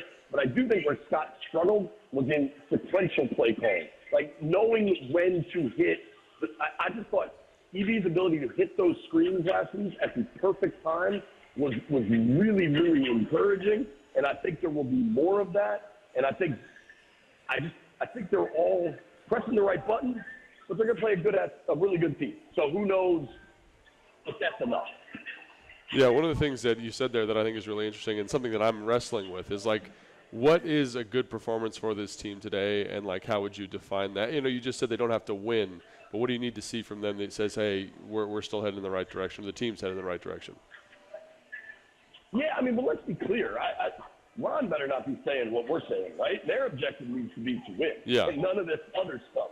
I think for us it's a little different. I believe I think you want to see them, as much as we're going to get excited about Howell and the enemy and Brian Robinson and John Dotson, the strength of this team remains that defensive line. It's that group. If Chase continues to play at a high level, I mean, the way Payne, Sweat, Allen have started the season is Pro Bowl, All-Pro kind of stuff. Like, everybody wants to talk about Michael Parsons. He's having a hell of a start to the season. Montez matches his stat for stat. If you go through, like, the deep sheets and the analytics, like, I think they have to continue to be driven by that defensive line. And Josh Allen's an incredible player. We talked about his arm strength, all of it. But he'll turn it over, man. He'll fumble it. You can force him into some bad throws. I think that's got to be how they push this thing, and that's, if they're creating havoc defensively in the backfield, I think that is the sustainable path to getting the 9 wins in the playoff berth this year. And then beyond that, I think Sam has shown tremendous growth, really going – Logan, I don't know if you remember this. We were in Baltimore last year for the preseason finale where Howell got the start, and Sam got excited by Sam's performance because he was running around and doing crazy stuff. And that was not NFL quarterback caliber. Like, that game was really pretty poor. And then you fast forward to week 18 against the Cowboys, and he was a different kid. Like, he was completely different, showed more poise. And I think there's been growth just week 1 to week 2. And honestly, I even thought that Denver game, he showed from the first half to the second half, just starting to understand his internal clock, starting to get rid of the football a lot faster, just throwing it away when he realized it wasn't there. And if he can continue that kind of development, that's a pretty rapid pace to be developing. And if that continues, Washington might be out of the quarterback abyss for the first time since they had a pretty good player that the GM hated and called the wrong name. Yeah, that GM, that was pretty low on the list of his problems, but we don't need to talk about him anymore. JP Finley is with us here on the Take Command pregame show. All right, JP, who do you got today? I like the points. I know that. Okay. I think they can keep this thing close, dude. If there's 4 possible outcomes, Commanders blowout, Commanders win a tight one, Bills win a tight one, Bills blowout. I think both the blowouts off. I mean, they showed a level of explosive offense last week against a pretty good Denver defense, I would add. And I don't think that's going away. I think they're going to be able to score. I do worry about Diggs against a fairly young secondary. They're so Diggs dependent. I looked up some numbers last week. He's accounting for almost 30% of their targets. Like, if he gets going, that's going to be big trouble. But if you can slow him down, kind of messes up that Bills engine. And I think the kid Kincaid could be a problem. I think he could play. But I think if Washington gets to 24, 27 points, they're in this game. All right, we'll see. I tend to agree with you that it's going to be close, but Diggs is Logan once? Yeah, might as well. He's right here. What did he say? I haven't been able to talk to you this week. I meant to text you, dude. What do you make of that hit on Logan Thomas? Just him seeing he's officially inactive. We all knew that was coming. He's in the protocol. Yeah. Like, I haven't physically seen him in the building. And I hate that so much, dude. And I know you played the same position, and that kid should be suspended, dude. Like, that's the guy's life. Yeah, I mean, I think I tend to agree with you. I tend to side with, I tend to be a guy who's like, it's really hard to play defense in the NFL. There should be a little bit of leeway. Like, sometimes, for example, where guys are dipping down, offensive players are dipping down, they get hit in the head. Like, I understand that's like a little bit of serendipity. I felt like that was one of the worst kind of targeting hits I've seen in a long time. Like, he's aiming high, he hits high. Like, there's no other, like, Logan's whole body's exposed. Like, hit that man in the stomach or the chest. So I think that was a pretty egregious penalty by him, and I do think he probably should have been suspended. But again, like, the NFL looks at a lot of different stuff, and they made the decision. I'm not going to comment on that. So there's your answer, JP. Yeah, thank you, boys. All right. Enjoy the casino. Double down. No, that's not what our working badge says. All right, good. Go shake hands and kiss babies. That's JP Finley, everybody, with us here on the Take Command pregame show, telling us to get in lots of trouble, which is really, frankly, his brand. Yeah. All right, when we get back, well, first of all, I'll tell you coming up in the noon hour, we haven't really looked much at the Washington defense against this Buffalo offense. We definitely do need to talk about Stephon Diggs a little bit more. We will do that coming up at noon. Grant Paulson at 12:30. We'll make sure he stands in the good part of the tunnel or elsewhere in the press box, right, not wherever JP's phone dropped when he joins us from FedEx Field. But we'll go around the NFL next here on the Team 980 106.7 The Fan. This is a burgundy and gold game day. The Team 980.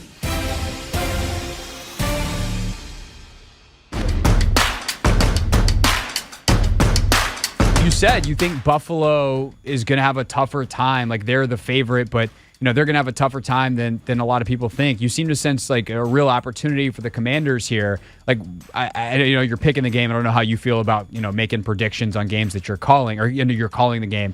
I don't know how you feel about making predictions on games that you're calling, but like, what kind of chances do you give Washington of actually doing this compared to maybe they'll keep it close, which seems to be the overriding national narrative this week? Yeah, I mean, I think people are saying, oh, yeah, they're 2-0, but who have they beaten?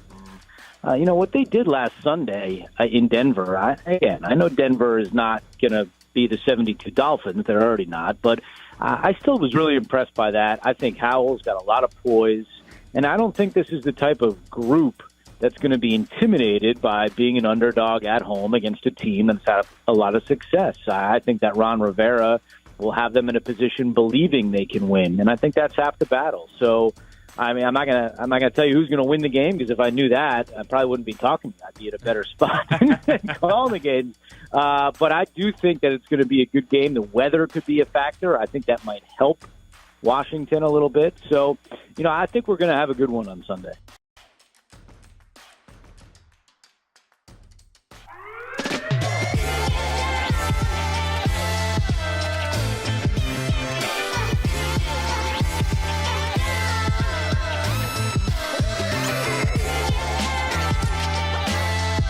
We are getting tons of different reports on weather. I'm the sideline guy. Yes. What's going on with this system? Do you guys have any idea, or are we just bring your poncho, bro? Yeah, I was going to say, bring the rain gear. Hope you don't have to use it. The latest forecast, we were actually just talking about this before the show, and we said like we should talk about this on the show. So here's your bonus material on the weather. That's sports. Now let's go to the weather. The current forecast is for most of it to hit on Saturday, and for it to peter out overnight into Sunday morning, and it to be dry by the time the game starts. But I don't think that's with the storm hitting directly. If we get direct hit, you could be getting it could be a slug, and I'd be worried about all your electrical equipment on the sideline there Sunday. I'd be worried about Josh Allen throwing the ball, and people running, and Sam Howell throwing the ball. I mean, I like clean football, guys. Let's have some clean football. That's what I like. So I'll bring the poncho. I'll be ready for it. Yeah, they've been asking Rivera all week, is this a measuring stick game? And it's like, if we're measuring precipitation, that makes it a little hard to measure the football.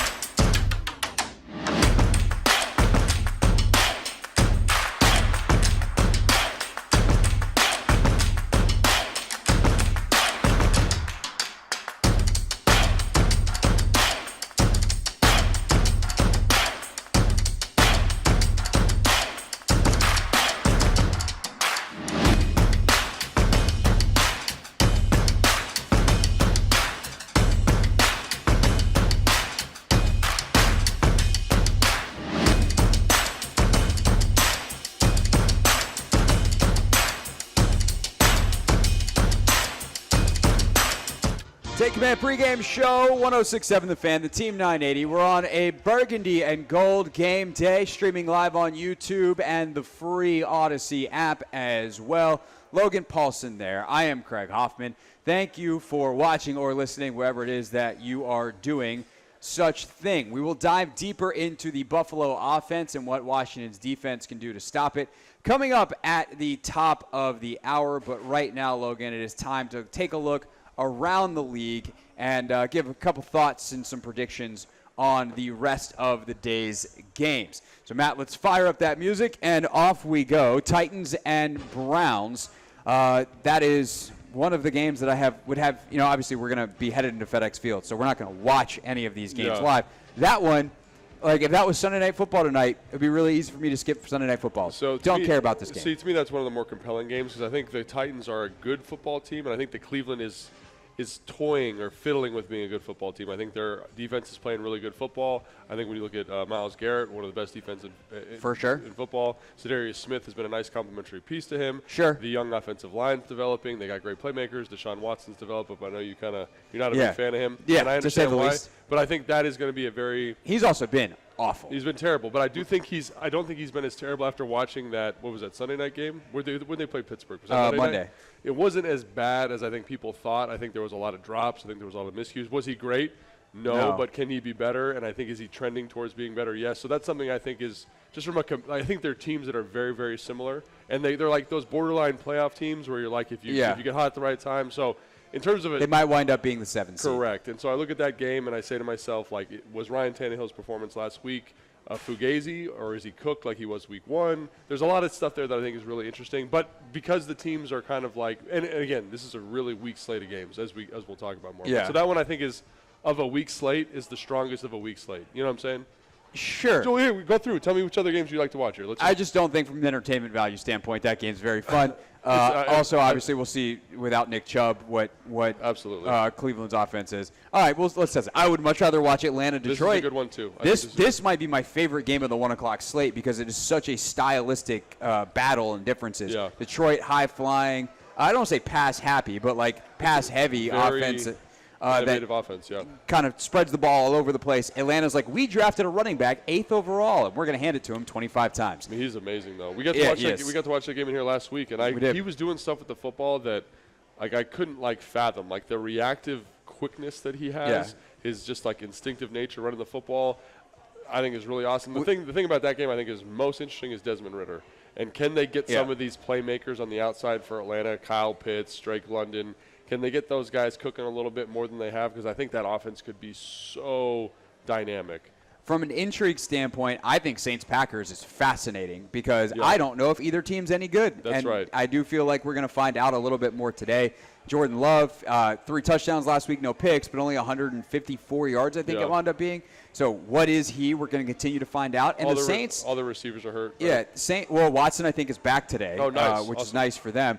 But I think the Saints 10 consecutive games under 20 points. Like their defense is really good, but they barely beat a Carolina team that's not any good. That's so not really good, you're 2-0, but in some ways you can say the same thing about the Commanders beating the Cardinals and the Broncos. But it's also like Derek Carr.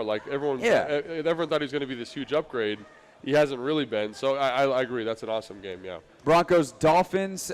This should be this was Kevin's pick, and I don't get it because I think the Dolphins are gonna. It's at home. I think they're gonna put up 40. Yeah. They are without Jalen Waddle, which does hurt some, but they still got Tyreek and everybody else. We do a thing. We do our picks on the radio show on the Hoffman Show on Friday. If we come to a game that we don't really feel like there's a need to give much analysis, we just go 1, 2, 3, and then in this case it was 1, 2, 3 Dolphins. Really? We make our pick and move on. That was a 1, 2, 3 game. I'm also kind of curious to see if the Broncos defense is as good as they looked against Las Vegas, which after watching Las Vegas against Buffalo may not be that big of a deal. But can they kind of step up in that situation would be interesting. Game of the day, arguably, 2-0-2 teams, Chargers and Vikings. These are 2 teams that are in really funky spots. The Chargers have lost 2 tough games to 2 good teams. Yeah. Minnesota has absolutely murdered themselves with turnovers. And there's all these rumors starting to fly of if Minnesota just isn't good this year? Do you trade Cousins in the final year of his contract to a team like New York, depending on what happens with Zach Wilson today? Like, there's a lot of potential repercussions against two teams that certainly a non-insignificant number of people picked probably to be in the Super Bowl this year. Well, I think also Minnesota's that classic team where it's like they were in the most one-score games of anybody. Right. They get the regression this year, not quite as – I think they were in a one-score game week 1 that they lost. And then the Chargers are interesting because Brandon Staley might get fired if they continue these games. They have one of the worst defenses in the NFL. Like, it is a very compelling game because they're super talented teams, at least offensively Minnesota is. But, like, can they – right the ship, so to speak, and who's going to be on fire and who's going to be looking okay, sitting 2-1. So Patriots Jets, I think this is interesting because like the Jets. Well, here's why it's interesting. The Jets defensively are very good. They're very good. Offensively, is Zach Wilson good enough to get them or let them be competitive, or do they need to make a move at quarterback to not sabotage what otherwise could be a good season? And Bill Belichick's record against rookie quarterbacks is like infinity and 0. Yeah. Wilson plays at a pretty rookie level. Yeah. And so if he looks lost, confused, and they get their butts kicked today because he turns the football over 3 times, I think the Jets need to have a discussion about moving forward with him and versus looking at him as a sunk cost and just, you lost Rodgers, but it happened in week 1. Like, do you go sign Flacco? Do you just go sign whoever? Yeah. Or do you try to, push Minnesota to trade you Cousins, like one of those types of things? Yeah, I mean, I really think this is going to be a tough evaluation point for Zach Wilson because I think Bill Belichick's going to put that man in a blender completely. I do too. And I think I think New England's going to just be like, hey, man, we're going to turn this game into like a 70s football game, and we're going to run the ball 60 times and assume that Zach Wilson's not going to score any points, and we're going to win this game 15-10. And by the way, the Patriots are 0-2 coming in. Yeah. So not ideal for them. Also, a lot of really compelling people, I think, defensively for them. Kayvon White, Mapu, the guy they drafted, like really kind of interesting young pieces there for New England. But I think the bigger storyline, like you said, is Zach Wilson. Yeah, because I mean, also like, can the Jets defense put up another dominant performance, and then what does their offense do? Kind of what's that balance? Texans and Jags, 0-2 Houston, 1-1 Jacksonville. This was a 1-2-3 game for us. 1-2-3 Jacksonville. Yeah. Anything you want to add? What's the spread here? We got Jacksonville minus 7.5. So there's 7.5 point favorites. Low to me. I mean, I don't know. I want to see if Jacksonville gets back on offensively the right track after kind of a did not look good last week. Yeah. But Kansas City's defense might be good. Yeah. Colts and Ravens, super interesting. Would be more interesting if anybody was. I don't want to say that nobody's playing. Lamar's playing, but Anthony Richardson out for Indianapolis. That's a bummer. With the concussion. Gardner Minshew, baby. Yep. You got J.K. Dobbins obviously out for the season. Their backup running backs out in Baltimore. Odell Beckham's out for Baltimore. So it's just a game where. Yeah, the best player on the field is the guy who used to or has an MVP trophy at home, and I don't know how interesting it gets beyond that. Yeah, and I think I heard someone kind of make the argument in this game that Minshew might at this point be able to run the offense a little bit more effectively than Anthony Richardson, but I just really want to watch Anthony Richardson every single week because, last week he had those 2 rushing touchdowns and looked awesome. Like, can they keep building that offense around him? Can he stay healthy? Because I think of the rookie quarterbacks, surprisingly, he's looked the most effective. He's looked really good. He's looked really good. So I'm a little disappointed he's not going to play. Going to be a tall task for Indianapolis, I think.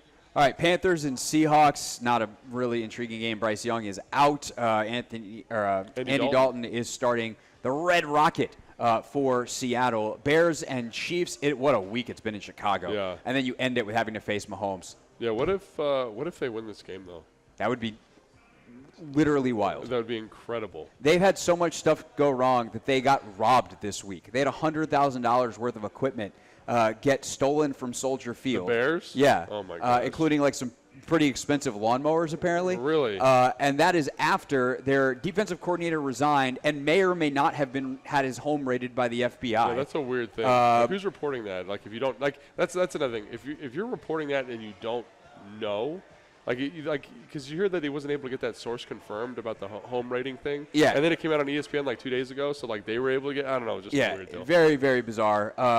Hallis Hall was definitely not rated, but then you got the comments from Justin Fields, and then he's given his hug to an offensive coordinator, and they're smiling, winking at the cameras, which is either going to be hopefully a sign of good things to come or a meme when he gets fired next week.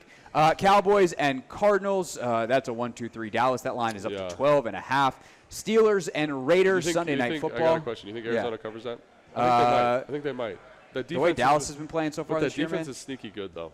Yeah, but yeah, probably. That tends to be how Vegas works. Steelers and Raiders.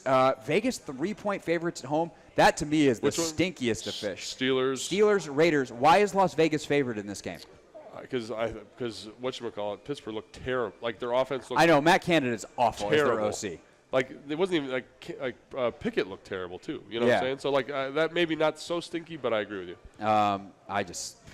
I don't know. I got bad Raiders vibes. Eagles, Bucks. Philly 5-point favorites on the road. Bucks are 2-0 though to start the season, and then really big bummer. Rams Bengals would be a great game if Joe Burrow was playing, but it is unlikely he's going to play. I don't think he's officially been ruled out yet that I have seen. But Jamar Chase, when he was talking to the media on Friday, basically was like, yeah, that guy's not playing. So that is the Sunday/Monday slate with the double Monday Nighter.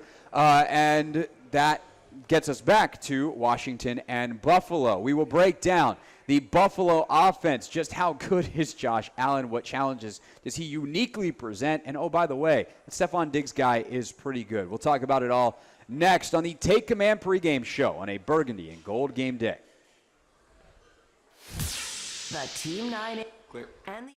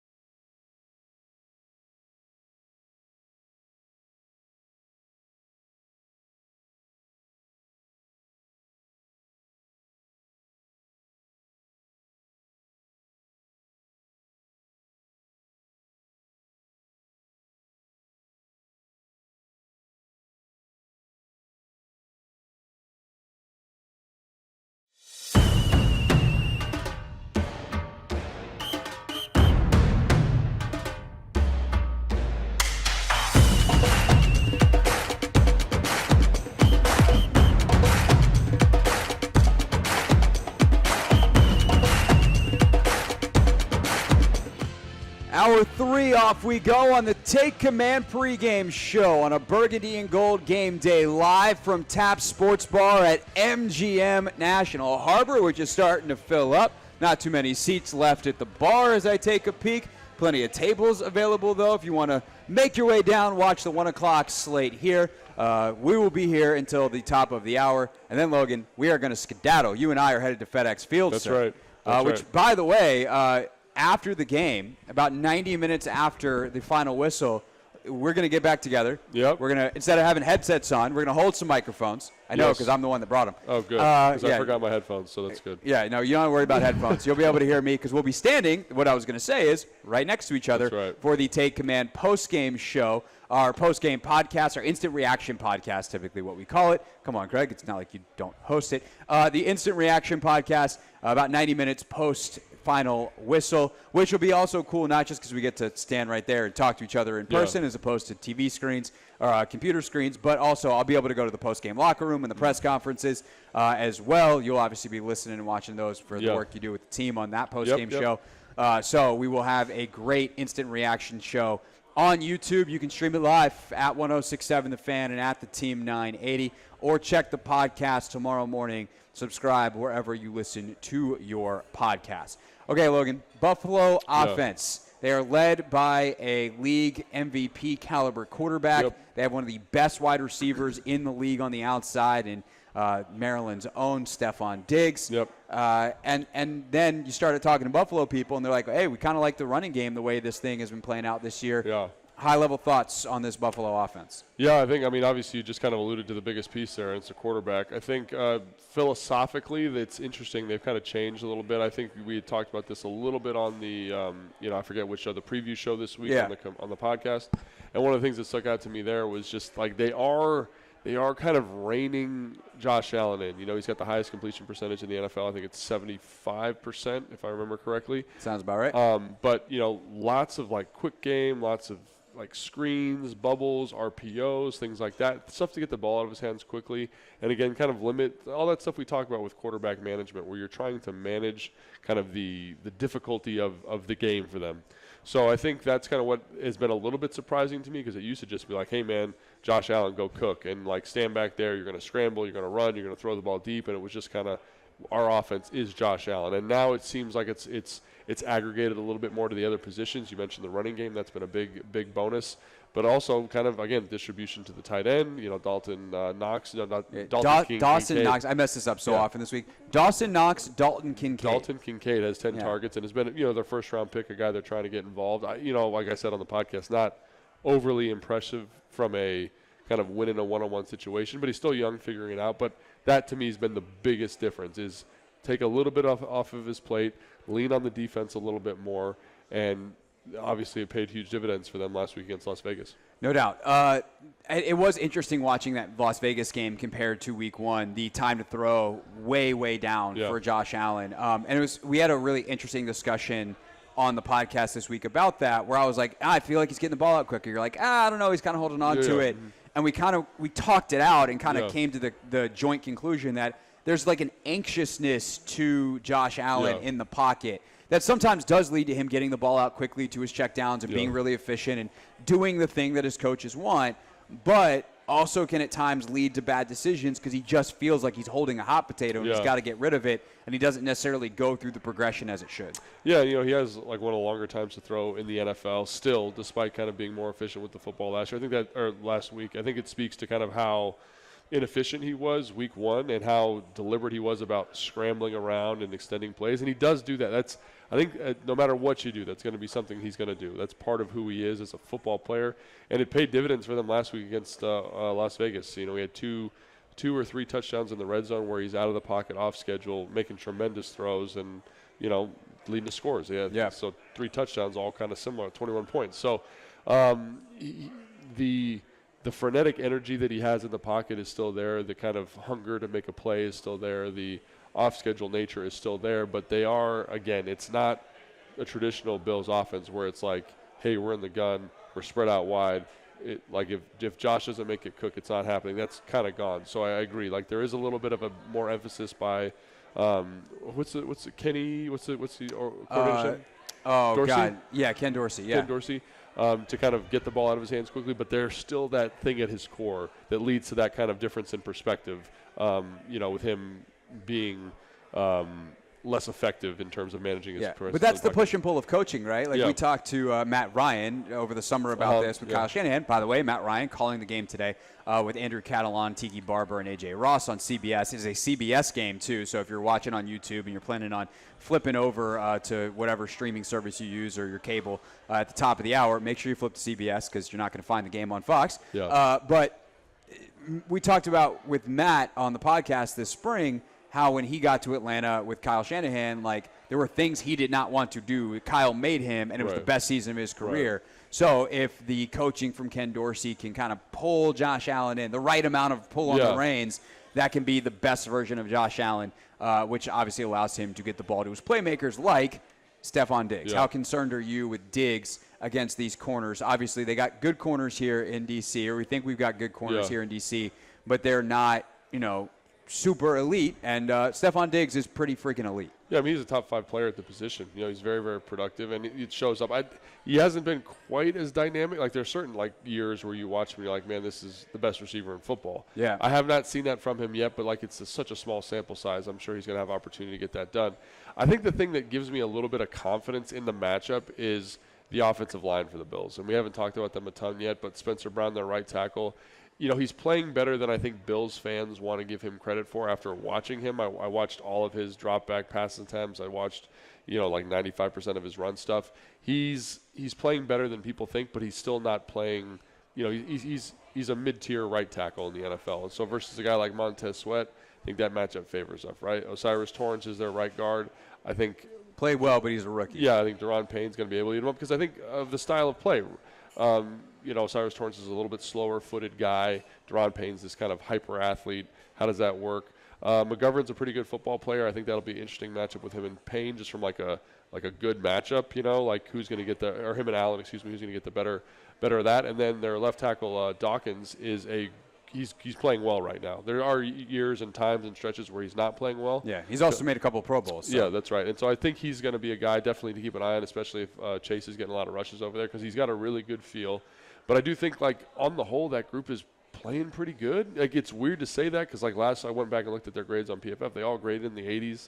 And, they're and everyone's like, oh, there's all this pressure. But Josh Allen, much like Sam Howell, is inviting some of that pressure. And I'm just hoping that our defensive front is able to kind of accelerate Josh Allen's process, take a little bit of stress off the back end. Because Stephon Diggs in a true one-on-one, given 3 seconds, is going to make you look silly. He's got a lot of ability. He's got a lot of short area quickness. He's got a lot of different tools that make him one of the best in football. So I'm hoping that the kind of the comparison, the combination of the defensive line and the secondary allow the secondary to come out on top in that matchup. And plus, with a good player like Diggs, I think it also comes down to Jack and how he schemes this up, what kind of coverage structures you're running to help insulate those guys from true one-on-one man-to-man situations. Yeah, definitely. We've got much more on this matchup still to come over the next 45 minutes. Grant Paulson will join us with his thoughts at 12:30. But I want to continue to talk about that element of it, the schematic element that Jack Del Rio could put up against this offense next. And also, we got our second straight week, speaking of the schematic battle, on the other side, Bieniemy versus McDermott. Yeah. Pretty interesting because second straight week, a guy that Eric Bieniemy knows really, really well. Yeah. Not just, someone that he's faced a lot, but that 1999 Eagles team seems to been where everybody in the whole league came together. Yeah. Bieniemy was there with McDermott, Rivera, staff, players, etc. So familiarity from a long time ago on a personal level as well. We'll talk about some of that and how it plays into the actual game. Next, then GP at 12:30. It is the Take Command pregame show live at Tap Sports Bar, MGM National Harbor on a burgundy and gold game day.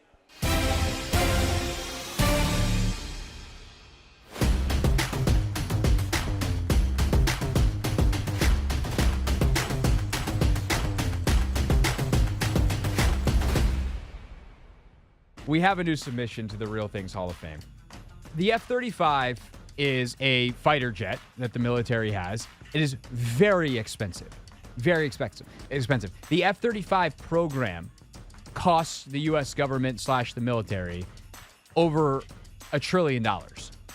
This is one of the most expensive things in the U.S. government's budget is the program that makes these planes. Each one is incredibly valuable and expensive.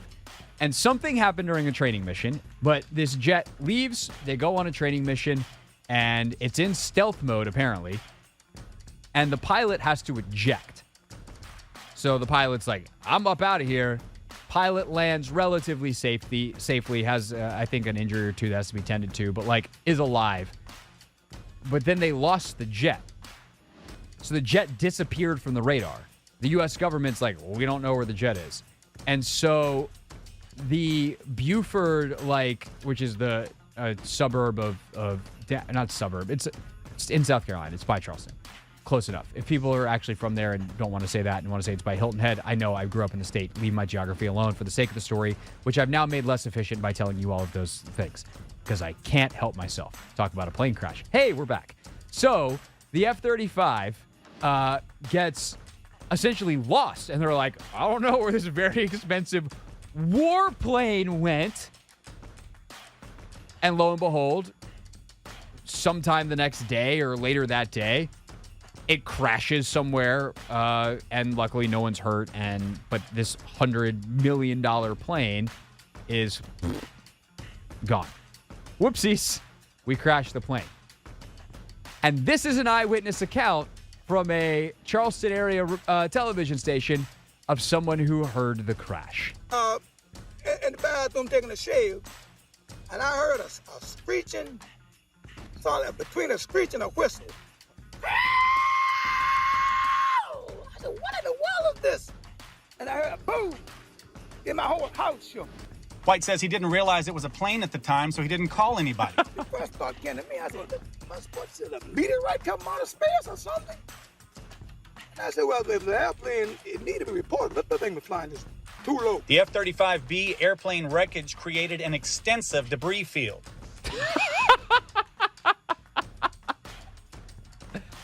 That voice, we gotta get a drop for the voice because it might be better than Steph Curry's. I was gonna say, I feel like we have to do a comparison. Can I pull this off with? Yeah, okay. So I had to compare or see if I had enough channels on the board to do this. But we got Steph Curry here.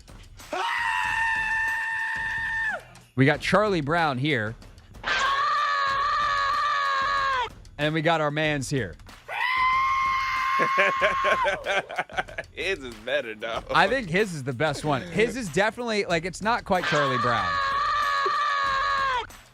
It's definitely close to Steph Curry, though. Yes.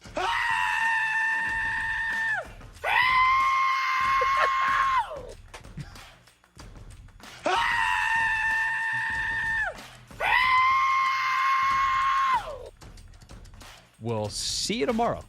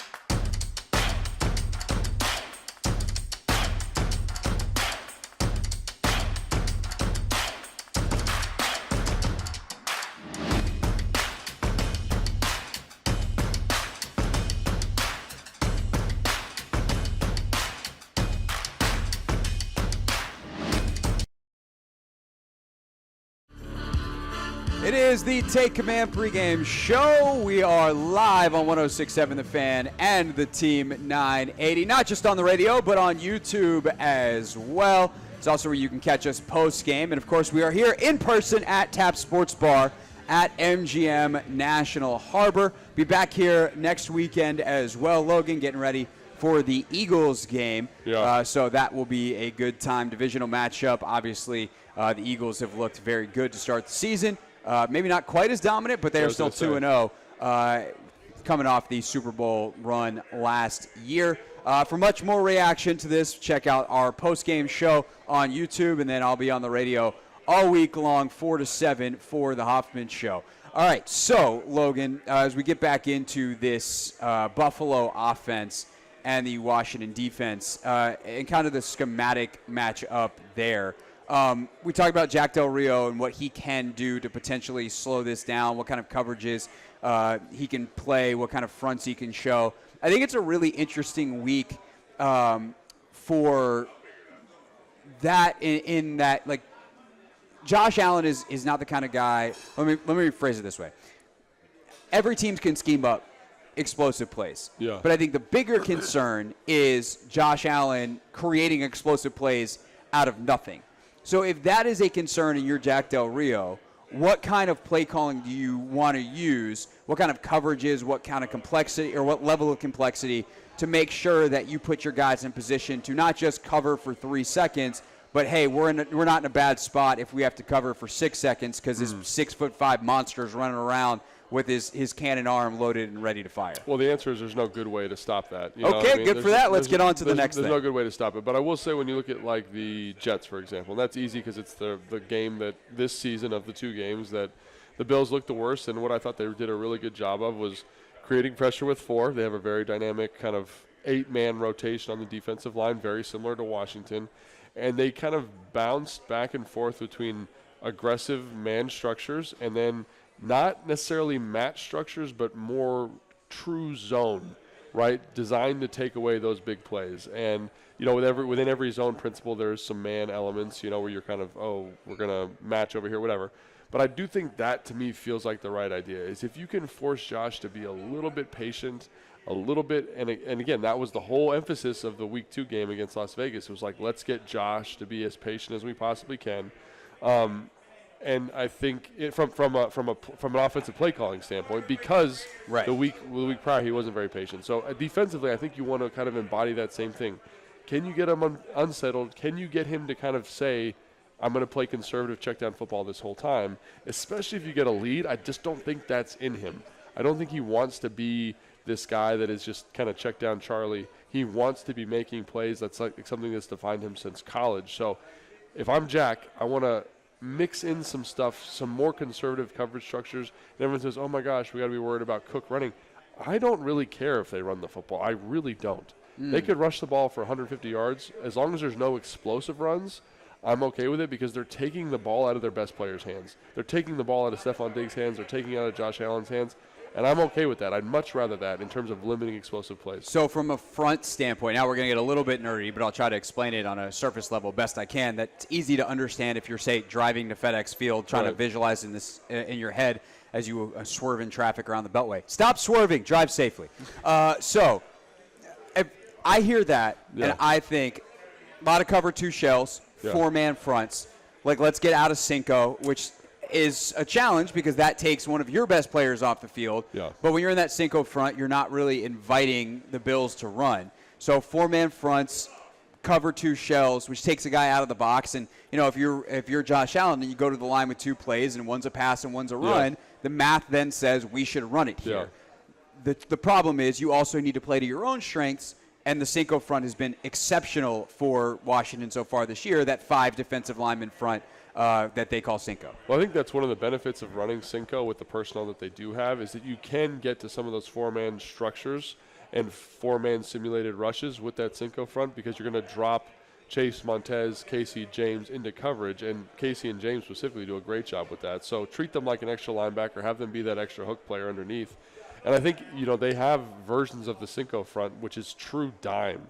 So instead of playing any linebackers, you're going to have 5 defensive linemen, and you're going to have 7 defensive backs, right? Which is feasible because Cam Curl's in the game, and, you know, a guy like Quan, obviously I don't think he's ready yet, but he can also play in the box. Maybe Forrest plays in the box. Whatever that amalgamation, you know, St. Juice plays in the box. Reeves comes in. So they do have something like that where you could say, hey, we're going to leave our 5 best guys in the field. We're going to play a lot of this this dime coverage, true dime. And I don't think that's a bad idea, honestly, because you get more speed on the field. Again, you're inviting run structures because you're playing light boxes. So I would probably, I don't know what they did. We don't get to watch practice anymore. But I would be really curious to see if that's something that they employ more this week, in addition to, you're not going to play it the whole time. Yeah. But in addition to some of the nickel 4-down fronts you were describing. Quickly, before we get to Grant Paulson at the bottom of the hour, Jack was asked this week, I think by Matt Paris of the Washington Times, can you spy a guy every play? Like, how often can you actually do that? And Jack goes, as often as you want. And I think when you see Jamin Davis force the fumble on that play as a spy last week with Russell Wilson, and you know that Jamin is one of the few guys in the league that's probably capable of spying Josh Allen from a speed, size, power standpoint, how much does that become an element of the game plan 100%. today? And also, what does that do? Because he's not in all of your packages. He's not a 100% snaps player. Yeah. It'd be really interesting. And, again, I don't think it's something you want to do all the time, to Matt Paris's question, because, again, it makes you super predictable. And in a game like this, you want an element of unpredictability. You want an element of uncertainty from the offense. And you want to spy him. You want to make sure he stays in the pocket. I think Jamin, again, showed last week that he's kind of at a level now from a confidence and performance standpoint where he can do that. But I don't want to do that more than 15 times in a game if I don't absolutely have to. I want to make sure that we're showing him – man, we're showing him zone. We're bringing simulated pressures. We're bringing actual pressures. We're doing some stuff from a complexity standpoint that A, unsettles Josh, and then B, unsettles the defensive coordinator. Holding disguises long time in the back end, showing that two-eye safety, rolling to one. Oh, no, I made the wrong can. We got an extra run player in support. All those things are going to be super – and that's why this game is so fun, because the margin for error is razor thin because he's such a good football player, and it's really going to bring the best out of the personnel, the coaching staff, and if they don't come with that, if they don't come with their best, they're probably going to lose the game. But I think they are capable of bringing that performance, and they've shown in years past they can do that. It's just this is an exceptionally difficult challenge with Josh Allen. Definitely. All right, it's Take Command pregame show. We are live from Tap Sports Bar at MGM National Harbor, where we are filling up quickly here ahead of the 1 o'clock kicks. We get back, we will go out to FedEx Field, and Grant Paulson will join us on 106.7 The Fan and the Team 980's Burgundy and Gold Game Day.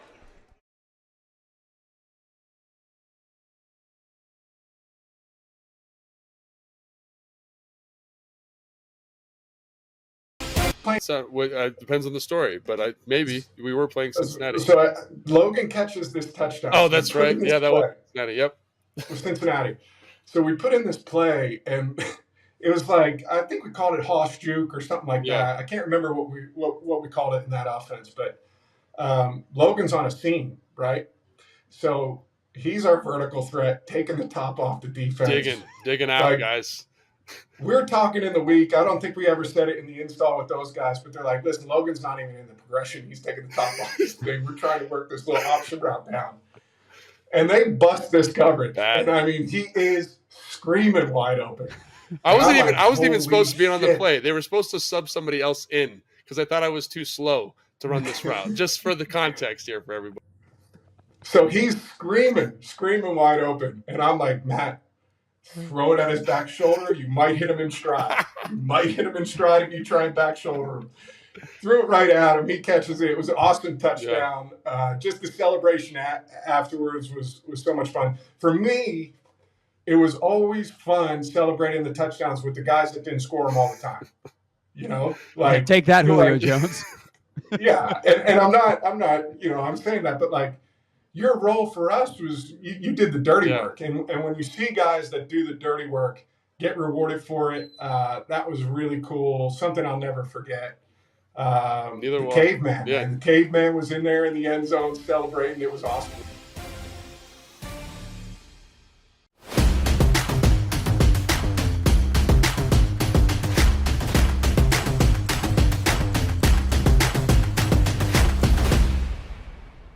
So there was this play where we call it like it was, what is it, 19 Zorro. So basically like versus a 3-4 structure with an outside linebacker who is Von Miller in this case, I would get help from the fullback like on inside help. So I could be really aggressive on my reach, really violent to the reach. And so it's me and DY, and DY, is a physical son of a gun. And so we take Von Miller and we put him, like, no joke, in the water cooler. Like, we put him way out there on the sideline. And we were like, this guy ain't nothing. Like, we're going to, we were so fired up. And so it ended up being like a 25 or 30-yard gain. So we were all fired up. And then Kyle's like, all right, let's come back to it. So, like, 2 plays later, we're running again, and we're running to the right. And I was like, oh, man, we are about to tee this dude up real quick. Just tune him up nice and good. And so I go out to get him, and I'm firing off the ball. My hat's low. I'm flat back. And I swear to God, like, he was about as close as my hand was to my face, and he just disappeared into, like, mist. And he, like, swung me, and I fell right on my face. And I just was like, oh, my gosh. And, like, I went back and watched the film, and it was crazy how quickly he was able to, like, do his little basketball weave and then, like just disappear from my vision and get inside and make the tackle. And I was like, oh, so now he's upset. So then the next play, I'm like all tentative and nervous. And I felt like Vaughn did. I watched this on film, so I knew he did this.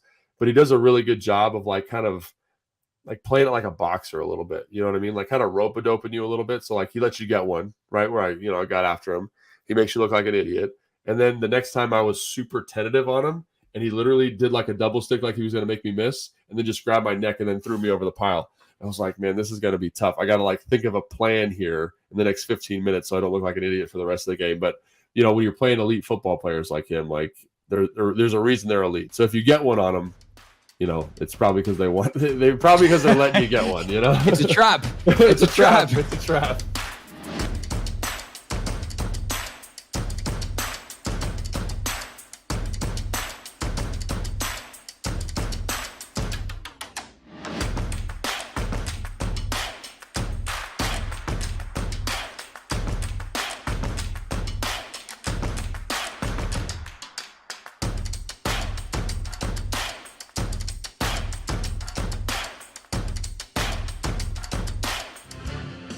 It is the Take Command pregame show live from Tap Sports Bar at MGM National Harbor, where we got the vibe starting to pick up, and I guess we need to do a vibe check at FedEx Field as well. It's just a half hour till kick, and Grant Paulson joins us on a Burgundy and Gold game day. GP, how are you, and how is the scene at FedEx Field?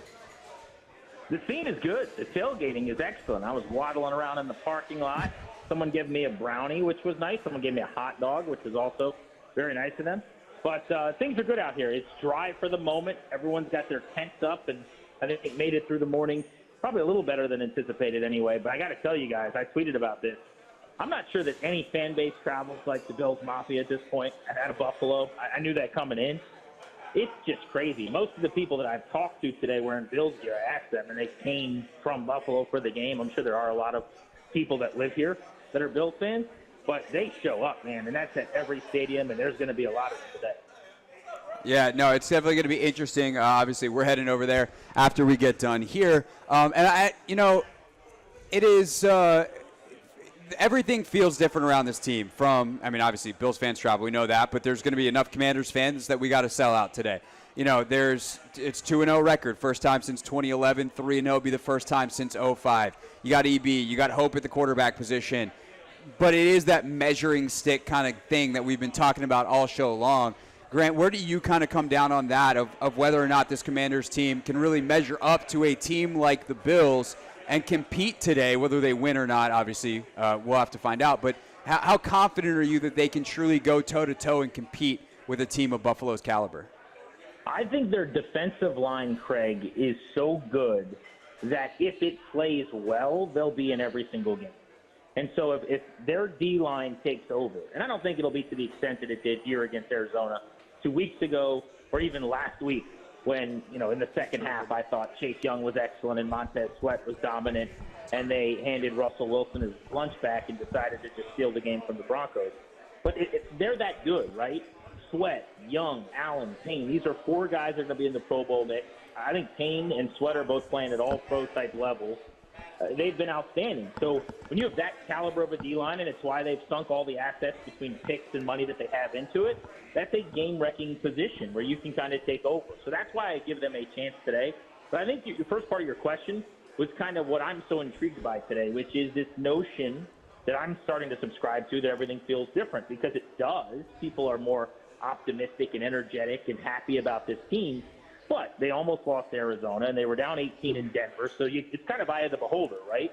That's the kind of game I don't think they win, where they take the good fortune of the Jamin Davis takeaway and actually turn the entire game on its head. That hasn't always happened.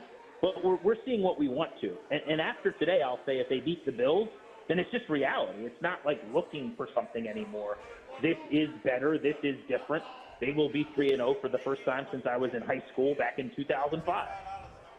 So, I mean, obviously there's the defense and the defensive line like you alluded to, but obviously there's a young quarterback going to get a start against a very, very talented, very, very well-coached defense. What's your expectation for Sam today? It's a good question, Logan. I don't know how you feel about this. I haven't gotten a chance to listen a ton this morning, but to me, this is like the matchup that matters more, and people aren't talking as much about it. Right. The Bills' defense has not played at I don't think at the level that they're going to in terms of yards per play. They're 29th. I think that's completely misleading, though. They've barely been on the field. Buffalo's number one in time of possession, over 36 minutes a game. And so because they gave up a 80-yard run to Breece Hall and another 30-yard run, and they've given up, I think, 4 plays now of 30-plus, and they've been on the field less than any other team through just 8 quarters, the sample says that they're one of the worst defenses in the league in YPP. Here's the thing, though. They generate takeaways. They're athletic. And they can, well, they may not get to the quarterback. They can dial things up to I think, confuse Sam Howell a little bit. He came out today. Eric Bieniemy came out, or I should say this week, and both said they kind of think Buffalo's going to run their defense and not necessarily throw a bunch of quirky looks at him, and that might be true. But I just think that they've got better players than they have faced at any point. So for me, I want a continuation of what we've seen with the make it easy on Sam Howell. But if you look right now, he's 29th out of 32 starting quarterbacks in the league in aggressiveness percentage, meaning throwing the ball into small windows where a defender's within a yard of a receiver. That speaks to guys getting open, obviously, in this scheme. But it also is that screens. That's easily designed throws. He is right now 25th among starting quarterbacks in the average intended air yards. Like, these are good things, not bad things for me. This means ED is understanding that you need to help this young quarterback. They're not putting too much on his plate. He's 14th in terms of expected completion percentage, like out of his hand what should be a completion. So they're not really asking him to make overly difficult decisions, and I think that's got to continue today against this defense. Grant Paulson, of course, co-host of Grant and Danny, 2 to 6:30 each and every weekday on 106.7 The Fan, with us on The Fan and the Team 980 for a Burgundy and Gold game day this year, the Take Command pregame show. The run-pass split has certainly been in the eye of anyone looking at the play calling the last couple of weeks. They started super pass-heavy last week. And the first half, and Logan and I talked about this during the week, like there's some RPOs where Sam should have handed it off. So it shouldn't have been quite this bad. But ultimately it was 33 dropbacks to 7 rushes. When you talk about the job EB has done, do you feel like that is an area where potentially there can be improvement, or are you good with that heavy of a skew? I'm always good with what. Yeah, there he goes. I think the question is, would they have been better off doing something else? Here's what people don't acknowledge, though, when they talk about those numbers, right? And they say, you got to run it more. They ran it effectively in the second half. Well, part of why you're running it effectively in the second half is because you set up the run with some of the throwing, right? You've shown them a lot of things now they're defending. They've got DBs in the game that are playing leverages and trying to get into space because a guy like Jahan Dotson is 7th in the NFL and the cushion he's creating, and you're throwing it on early down so much. So you're not really able to load the box. You're not able to try to stop the run in the same way. I've long been a proponent of kind of throwing to set up the run. I also think that the short passing game is the same as the running game. Like, people determine, what a play is. Is it pass, is a run? They file it into 2 drawers. If you're throwing it to a running back at a 90% clip, he's catching it out of the backfield, just walk over and hand it. What's the difference, right? So I really don't have a problem at all with how they've operated. I think they've gotten into some trouble occasionally getting behind the sticks after penalties and things. But they've done that for years while running it on 1st down and 10 and 2nd down and 10 with Scott Turner as well. So I really don't have an issue at all. I mean, they're coming off of their first 35-point offensively in 52 games. So I'm not going to critique or question a whole lot of how they got there. I think the process has been pretty good. The one thing I'll say is I think Sam Howell's got to help them avoid sacks. He has not done a good enough job of that. He's dead last in the NFL right now at pressure to sack percentage, meaning when there's pressure, how often does it become a sack? Really good veterans throw the ball away, spike the ball into the ground, leave the pocket and scramble. He is turning pressures into a sack at the highest percentage in the NFL right now, which is normal for a young guy. This is not a major knock as much as it is something he's got to continue to clean up. Yeah, and I did think he got better at that last week than he was from week 1, which is great to see. But again, like I love your insight there in terms of passing the football. I think that's the right way to look at it. And especially today, the thing that kind of gets me going is a little bit the weather. You know, it's really hard to throw the football like that when the weather's terrible. Do you still abide by that same thing given the weather constraints?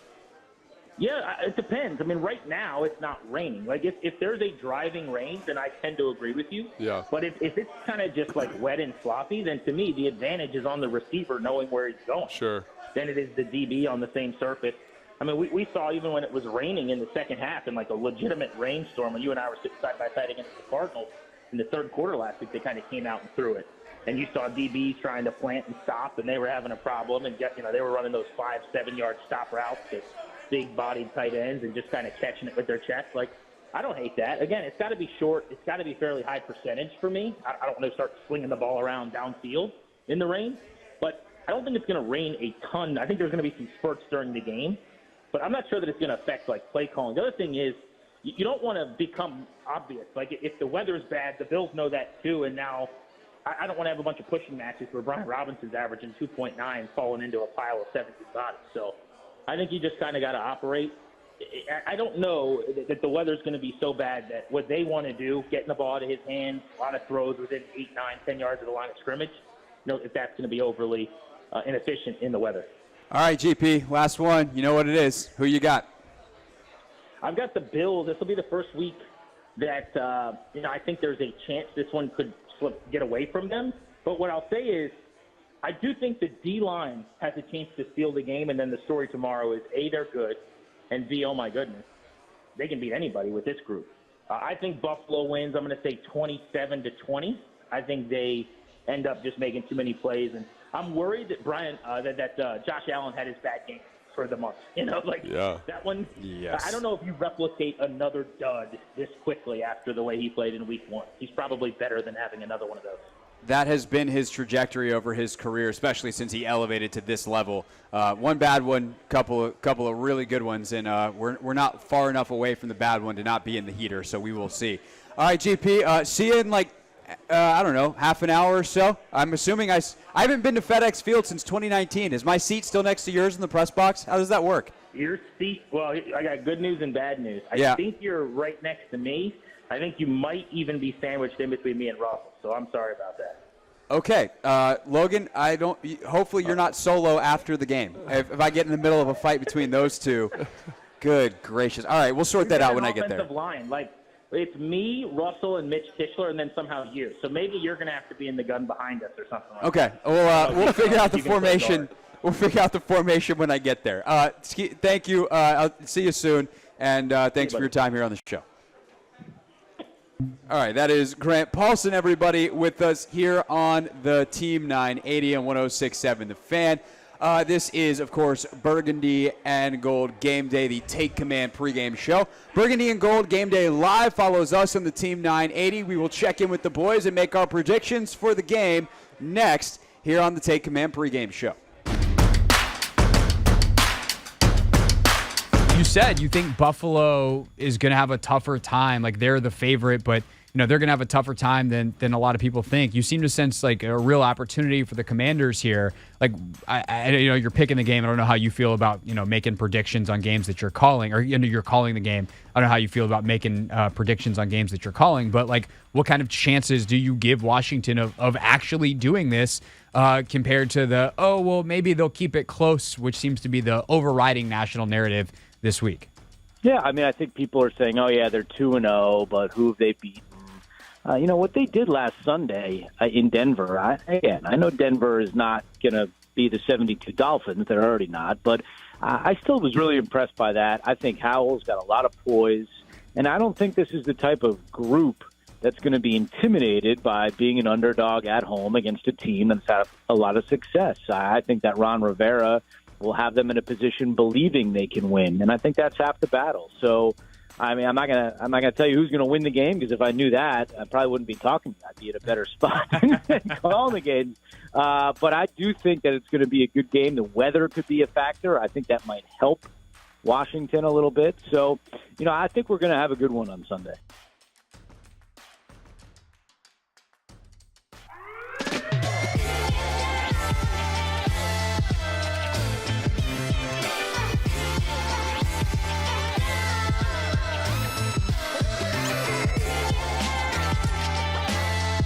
We are getting tons of different reports on weather. I'm the sideline guy. Yes. What's going on with this system? Do you guys have any idea, or are we just bring your poncho, bro? Yeah, I was going to say, bring the rain gear. Hope you don't have to use it. The latest forecast, we were actually just talking about this before the show, and we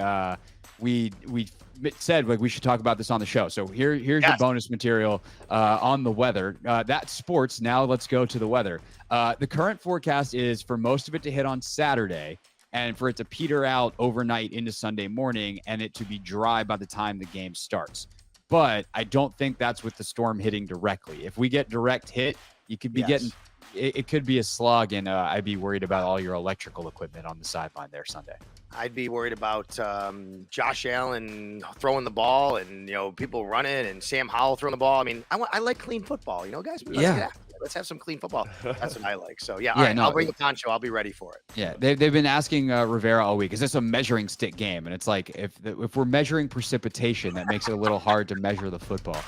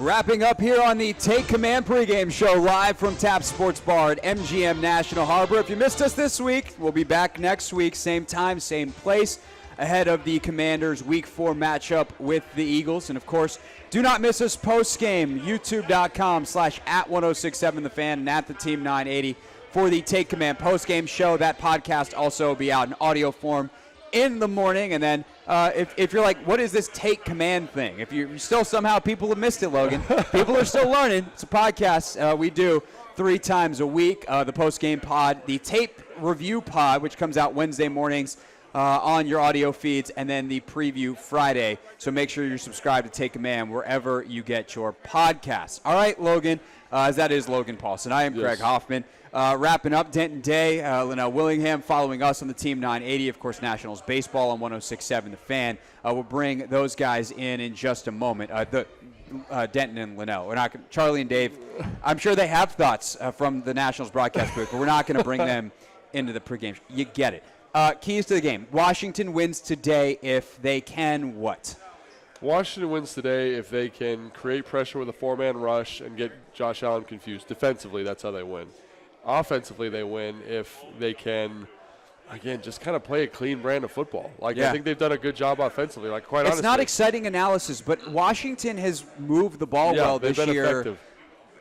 Almost without question or without hiccups, except for when they turn the ball over. Yeah, and so that's what I would say. I'd say there's nothing that I would give in terms of feedback to the offense other than perhaps maybe EB can call plays that are a little bit quicker developing earlier in the game to let the offensive line settle in. That's a very minute criticism because I think a little bit of that's Sam Howell holding the ball. And like I said when Grant called in, I think they're getting better in that, but I really think that's what it comes down to. Creating pressure with a 4-man rush, presenting different coverage structures defensively to kind of confuse and contain Josh Allen, and then offensively kind of do what you've been doing because, we didn't really talk about this from a schematic standpoint too much, but the Bills are not overly complicated. They have a cover 3 kind of base structure. They sprinkle in some man. They bring some pressures, but it's not like this crazy bombs over Baghdad style of pressure. So it all should be able to be handled relatively well, and then can you win your one-on-one matchups? That's really what it boils down to. Here's something that I think is interesting, the one kind of facet that we haven't talked about yet. Ironically, the Bills' defense is more like Ron Rivera's defense than the Commanders' defense. Correct, yes. Sean McDermott, who used to be the defensive coordinator for Ron in Carolina, brought that defense and installed it in Buffalo. Leslie Frazier has been running it the last bunch of years. Frazier is taking the year off. McDermott, but it was the same scheme. Yeah. McDermott is now calling it. Yeah. As opposed to when Ron came here from Carolina, he let Del Rio install his defense. But it means Ron has extreme familiarity with what Sean McDermott is trying to do. How much does that play in to this matchup? Not to mention Eric Bieniemy's faced Buffalo every single year when he was in Kansas City. Yeah, I think it's huge. Whenever you have someone on staff who's had some familiarity with the defense, it's from an offensive perspective, it's awesome. Because you can be like, hey, man, what are they, what's the coaching point here? What's the philosophy here? What's the call here? And it just allows you to kind of be like, oh, I see what they're trying to do. And it just brings it into high definition. I remember one year, Wes Phillips had just come from Dallas and was basically installing kind of their offensive playbook to the defense. And it just let the defensive coordinator say, oh, I thought they were going to do this, but if we hold it a little bit longer, we can get it. Understanding Romo's perspective. And it's the same thing offensively. It's like, hey, man, in these situations, what is he trying to do with this pressure? What's he trying to do with this coverage? How's he coaching the corner? And you're like, okay, now I know how he's getting coached. It's like the thing we learned about on the play caller series with Jordan Rodriguez. Yeah. It's like you want to increase your familiarity with the opposing team's defense because it allows you to break them that much more effectively. So having Ron in the building, I think, is a huge, huge advantage.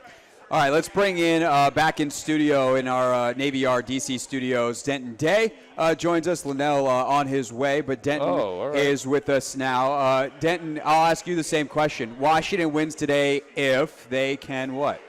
Washington wins if they can stop Sam Howell. I think that's what it's going to. Josh Allen. Stop Sam Howell. That's like you're thinking big brain there. Yeah, reverse psychology. I don't know what we're doing.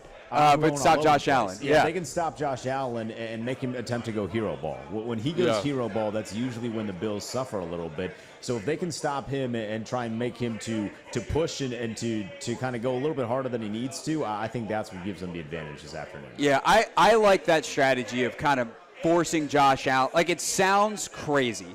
Force Josh Allen to beat you. Because he's Josh Allen. He's so good at football. But the style that he's trying to beat you with, I think is what you're both trying to say. You're trying to get him to feel a little desperate and press.